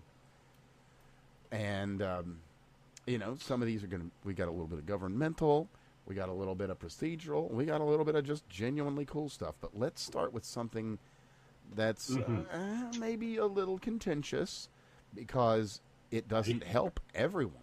As a matter of fact, there's a class of people that it directly, well, I wouldn't say injures, but it takes away an advantage that they've long had.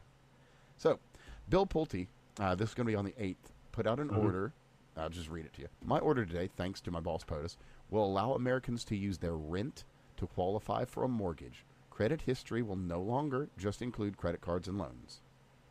And, yeah, that does kind of fuck some people that worked a real long and real hard, jumping through all the hoops that had existed all their lives to do things a particular way.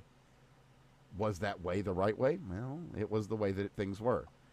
And now, people that are doing things the right way, especially in the modern world with how hard it is to own property, well, they're going to get the same shot that anybody else does. And honestly, that's, in my opinion, that's how it always should have been. So, good move, I think. Another fun and good move comes out of the FBI. No, not the bullshit we've been talking about, because they're not all bullshit.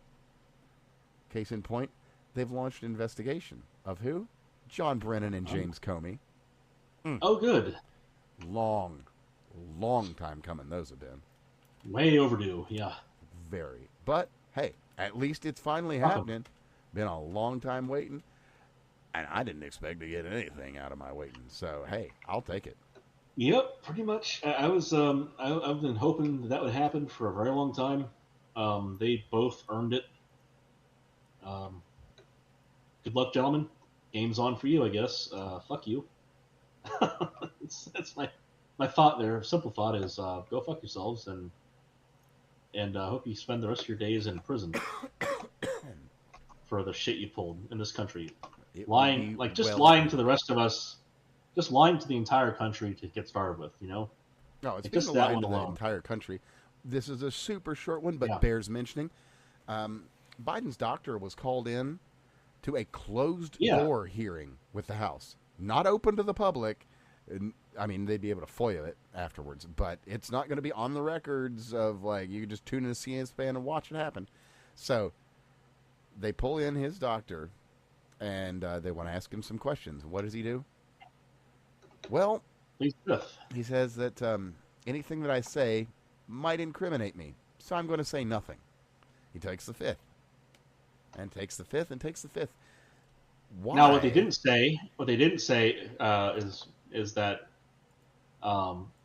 you're supposed to, there has to be something that could incriminate you. Yeah, that's the thing. It's you don't just say that to say it. You say that when you're worried. Worried about what? Don't know. But you got to be worried about something to be saying it. But it is fair that he can say it. It is not fair that he can just say it and not have to defend that, because that can be challenged, whether or not something is Fifth Amendment applicable.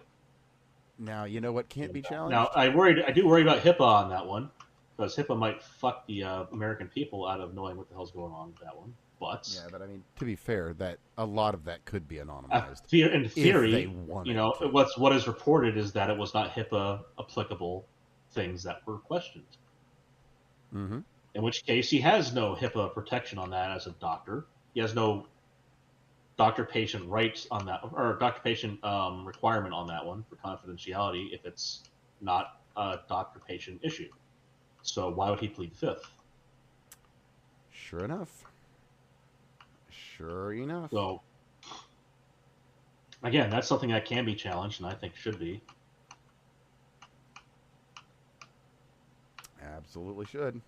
Interesting to see what will happen there. That's to be sure. That is to be sure. Yep. So, moving on along as we are, going a little long in the tooth here. We got some good news. So, that being, there's what's the thing? Oh, right. ICE has been empowered to deal with what would you say, like the tertiary people, like the guys that are throwing rocks and the demonstrators. Yeah. And Terrorists. Call them whatever you like. Let's just say that.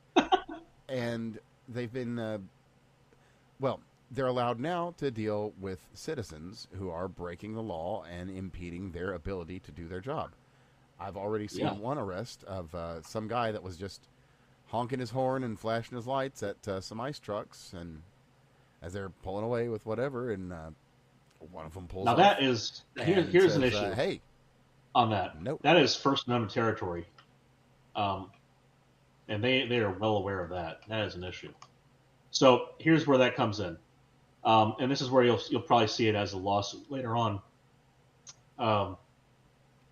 If you are near a checkpoint, an otherwise illegal checkpoint to breathalyze people, and you flash your lights, the cops can be upset with you, but they cannot arrest you for that.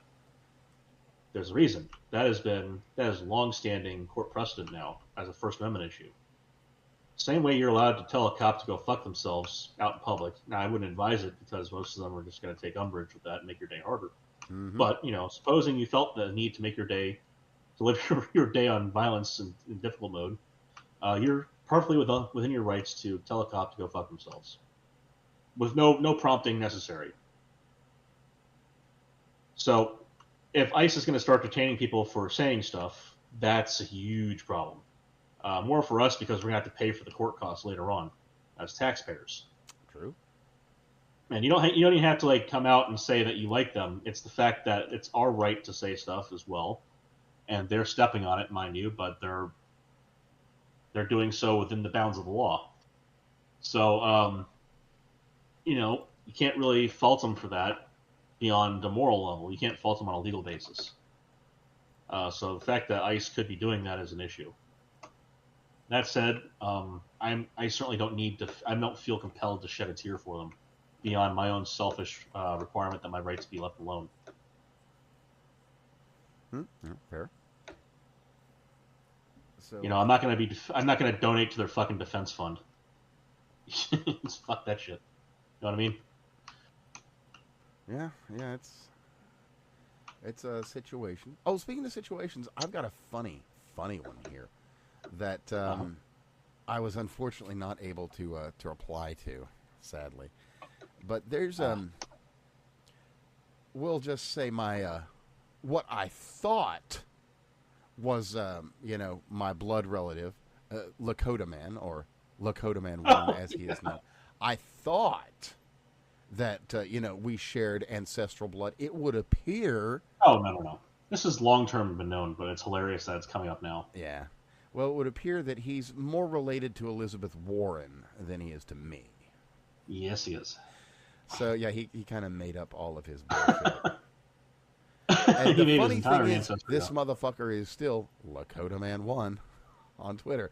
I'm just that fake guy, Dan. I don't even fucking bring this shit up all that often, except for when it's either funny or when I can piss somebody off.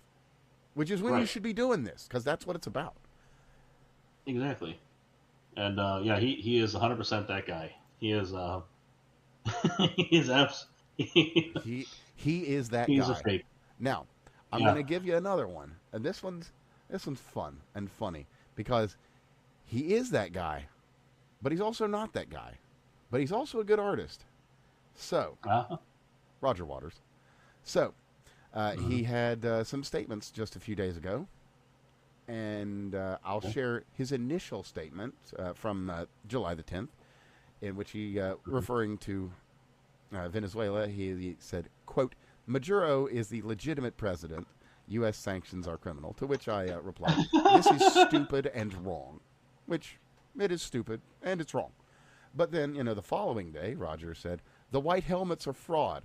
Assad was fighting terror." Motherfucker, make up your goddamn mind, because that's not stupid or wrong. That's correct and true. So, I don't know. Roger Waters, pick a fucking lane, brother. I don't know what you're up to. Anyway, fucking whatever.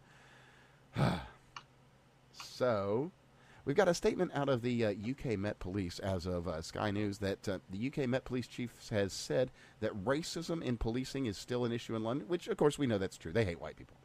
So, moving on to other more important stories that we... I wish that was a joke. No, they just hate white people. Yeah, they just hate white people. So, anyway... let me rephrase that. They don't just hate white people. They hate they hate people. native white and anybody, people. And they especially hate white Christians. They also hate a lot. All white Jews. They hate white Muslims. Well, not so much. They really seem to like those ginger Muslims over there in the UK. They seem to be real fond of them. So they just haven't arrested many of them yet, but they're well on their way to it. One of these the days. Ginger Muslims. 2 more weeks, man. 2 more weeks. Interesting. No worries. Exactly. There you go. Problem solved. So another one. Good news. We've got an 8-1 SCOTUS decision. You can guess the one. That from SCOTUS. That Really? Was go right on ahead, buddy. You're good to go on going ahead and firing federal employees that you have always had the authority to fire. Who dissented. See, apparently that was so fucking great. Just we're not here to judge what they're going to do as being good or bad. We're here to judge whether or not it's constitutional. Instead of that, how about I just read directly, because I have it, Justice Sotomayor's dissent to Jackson. So, Justice Sotomayor, concurring in the grant of stay, I agree with Justice Jackson that the president cannot restructure federal agencies in a manner inconsistent with congressional mandates. See post at 13. Here, however, the relevant executive order directs agencies to plan reorganizations and reductions in force, quote, consistent with applicable law. Yeah, that's the thing. That's the thing, isn't it? It's always specifically described as consistent with applicable law. Mm-hmm. Oh, and I'm not done still. Application for Stay 2A and the resulting joint memorandum from the Office of Management and Budget of the Office of Personal Management reiterates as much. The plans themselves are not before this court. Exactly. At this stage, and thus we have no occasion to consider whether they can and will be carried out consistent with the constraints of law. I join the court stay because it leaves the district court free to consider these questions in the first instance. Miss Brown. Yeah, basically Sotomayor doesn't like the fact that there might be something she doesn't like happening. It's there. like, I without her don't control, like it but she either, also knows. But we're not asking those questions, you dumb bitch. To put it in the simplest of terms. Yeah. Yeah. Instead, all she'd be doing would be precluding SCOTUS from being able to make a different decision. And speaking of another because 9-1 Brown decision Jackson that doesn't we exist 15 minutes from now. Well, it's fucking ridiculous. There's another 9-1 that we definitely have to mention. 8-1.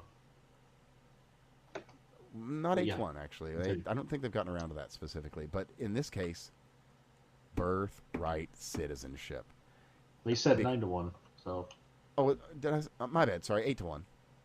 Excuse me. Okay. Yeah. Excuse me, please. Sorry. But anyway, yeah. So with the decision there is... That's really codicide. Sorry, I had to throw that one in. Oh, dearie me. But, yeah, anyway. Shit. Same descent as you might imagine. And that being that these You know, people like- are not under the jurisdiction of the United States as described in the 14th Amendment. So they are not citizens. They are not under the jurisdiction. They are foreign citizens, and therefore their children also bear that same jurisdictional Again, carrying. when they have zero tie to the country, as in it's not an illegal alien plus Your United mom States citizen is this a kid. person who crossed the border illegally. Your father is a Just to have a person who kid. crossed the border illegally. or They isn't had even in you. the country. That doesn't magically mean that our magic soil Americanified you. It doesn't work like that. I mean, it'd be cool if it did, I guess, but no. And as we're learning in cool for Great them Britain, anyway. the magic soil somehow doesn't immediately turn the people that step onto it into Brits. Huh. Weird. When did that start happening? Weird. Really? Yeah. But good news. Very good news for all the Euros. Actually, this one doesn't. This one goes out to the Euros specifically, and not the Brits. So this one, good news, and really, honestly, a very fond and courteous opening here from the president. Dear Madam President, it is a great honor for me to send you this letter, in that it demonstrates the strength and commitment of our trading relationship, and the fact that the United States of America has agreed to continue working with the European Union, despite having one of our largest trade deficits with you. I'll spare you the rest of the details, but come August 1st, the EU's getting a 30% tariff. Enjoy it. Have fun with that. Hope it tastes great. Good luck. The farmers are going So to be real happy with that. speaking of which, a good news item, specifically related to tariffs. Excuse me. So we had a budget surplus recently. You don't say. Yeah, in June, in the United States. And what do you think caused the majority of that? What do you think tipped us over from in the red to in the black? Oh, I know what it was. It was all of the people on food stamps paying their taxes. No. Right? No, It wasn't that? No. No. Come on. No, and I know it seems weird. It wasn't all the Americans doing what the illegals used to do. Well, that's crazy. Yeah, it turns out it was tariffs. No, that's him. That are impossible. Indeed, are impossible, but we made it. That's Wow. how it works. We're Americans. We can innovate our way around these problems. Huh. Turns out, That's crazy. if you try sometimes, you get what you need. Well, you might find that anyway. You just might find that. But yeah. Yeah, you just might find that. You might. Yeah. So anyway, now with some calendar adjustments as well. So it's not entirely tariffs, but if you wanted to blame a single thing that would have caused that, it was tariffs. Yeah. That was the majority of the adjustment that caused that in the first place was tariffs. They exist. Kind of a big deal. A little bit. Yeah. Speaking of other big deals, this one, I'm just going to throw this in as a kind of a fun thing. It's not good or bad. It's just incredibly interesting. And to consider who's putting it out, actually pretty good. I like black people talking well for whites. That it does well for all of us when other races speak well of other races. Whatever, other issues we might have. Okay. Anyway, so we've got this creator out of TikTok. I think he does some other stuff. His name's John Paul King. Black guy. He's American. Oh, yeah. I like him. He's good. Great little video. And he's like, I'm going to do a funny video. And he's like, okay, I'm going to do a funny white pride video. Because you can do black pride videos, you can do Asian pride and all that. And it's like, so he goes to look them up. It's like, there are none. Why are there none? That's weird. So he looks a little bit deeper. And it's like, oh, I can't. Because if I put in white pride, I'll be listed as a hate speaker. And a speaker of hate speech. Yeah. But then he goes and he searches out brown pride, black pride, yellow pride. All there. Get them all. But not that one. Dude. But not that one. So, that's really interesting. But yeah, I do like to see. It's annoying because he's having a beef right now with the Wolfhead guy, which Wolfhead. He's more interesting when he's talking about black people as a black person than he is when he's talking about white people in general. And between him and John Paul King, I like John Paul King a little more. So, there's that side of it, and so I have my bias there. But I like both of them, and I'm just kind of sitting back and waiting for them to be done with whatever the fuck they're dealing with and just block each other at this point. But they're both very entertaining people as far as I'm concerned. And remember, there was a well-built man with multiple guns, a police uniform, and a mask that was then later found to be someone who was much fatter, much larger, and much less John Wick, that went out and just killed a bunch of people and said that he worked for Tim Waltz in doing so. Just a reminder, that did happen. You're not crazy. No one's talking about it anymore. Just figured, worth it to know. Just a mention. So, as we grow into the late part of the evening, I've got one last interesting one here, and it ties into something that we were talking about last week. Mm-hmm. So, this is actually kind of fun. With the whole bullshit regarding the NFA, it's now $0 for everything other than explosives and something. Oh, machine guns. So, machine guns and destructive devices. So, short barrel shotguns, short barrel rifles, any other weapon, all of those now bear no $200 tax stamp. Interesting note, however, is because of what these are and where they exist in the revenue code, there is a 10% tax on pistols and revolvers and 11% tax on all other fires and ammo. Anything that would fall under the NFA has an entirely separate taxing system. Separate, but equal. And so if you paid that tax, in this case $200, you would not pay said excise taxes or any other issues. So once all this goes through, it will be cheaper for you to buy a short barrel AR than a standard length AR. No 11% sales tax. No excise man, I gotta hate that. Which is just so funny, and that because it's an NFA item, so it's got the NFA tax. It doesn't now, and of course a reminder on that one. And this one, again, I was super black-pilled on this a couple weeks back. Somebody put it out in thoughtful terms, and it's like, well, son of a bitch, how about that? And I'll remind you. That's really good. And it is real good. And it just ties directly into this, and that is the only reason that the National Firearms Act has been ruled legal and constitutional by SCOTUS is that there is money involved, that a tax is paid because the government is in the business of collecting taxes. What happens when there's no tax? And the only legal justification for this thing is that there is money that changes hands between the civilian and the government. Well, if you have an untaxed tax, it's not a tax, is it? And if it's not a tax, and a tax is the only reason it's legal, well, we've got a fight on our hands.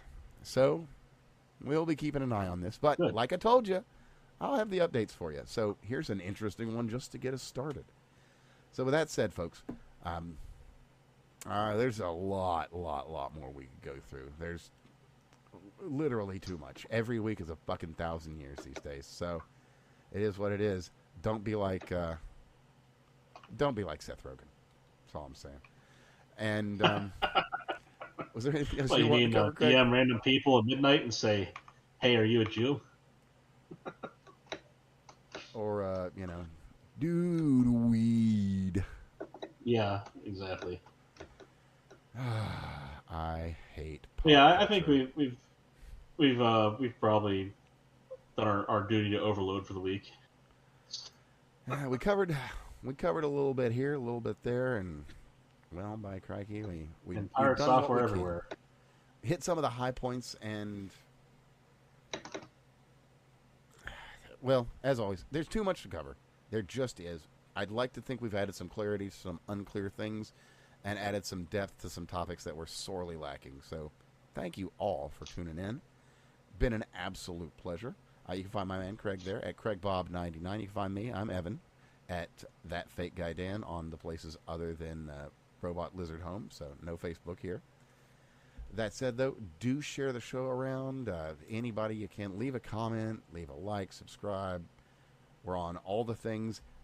Yes, actually, somehow we're still on YouTube, still uncensored. So, Lucas, yeah, I noticed you've you. started posting. Noticed that you started posting more of those long forms back up. Yep, Nice. you can find us on YouTube, completely uncensored, some fucking how. Unknown, but glad to have us back there. Yeah. So, find us wherever, preferably Spotify, or Rumble. Those are my favorites, and of course, my favorite. Honest. Well, if you're listening right now live, you know where you are. Find us on Odyssey for the live shows, and for any of our live stuff, because, well, Odyssey is good people. Because Steve has pronouns. Steve has pronouns. They have a great STL collection. If you wanted to print out something, an interesting and useful tool, well, they've got lots of files here for you. Definitely and absolutely. So, big shout out to all my actual friends at Odyssey. Wouldn't mind getting to know Julian. Don't know him. It is what it is. I do know Tom. Tom, you're the fucking man. Head of DevOps. Good peoples. So, everybody, be well, be safe. Give us a follow on all the places. Share this stuff around. And do, please, leave a comment. Because everything we can do to drive the algorithms, drive engagement and all that, better it is. So, see you soon. All my love. All right, I'm supposed to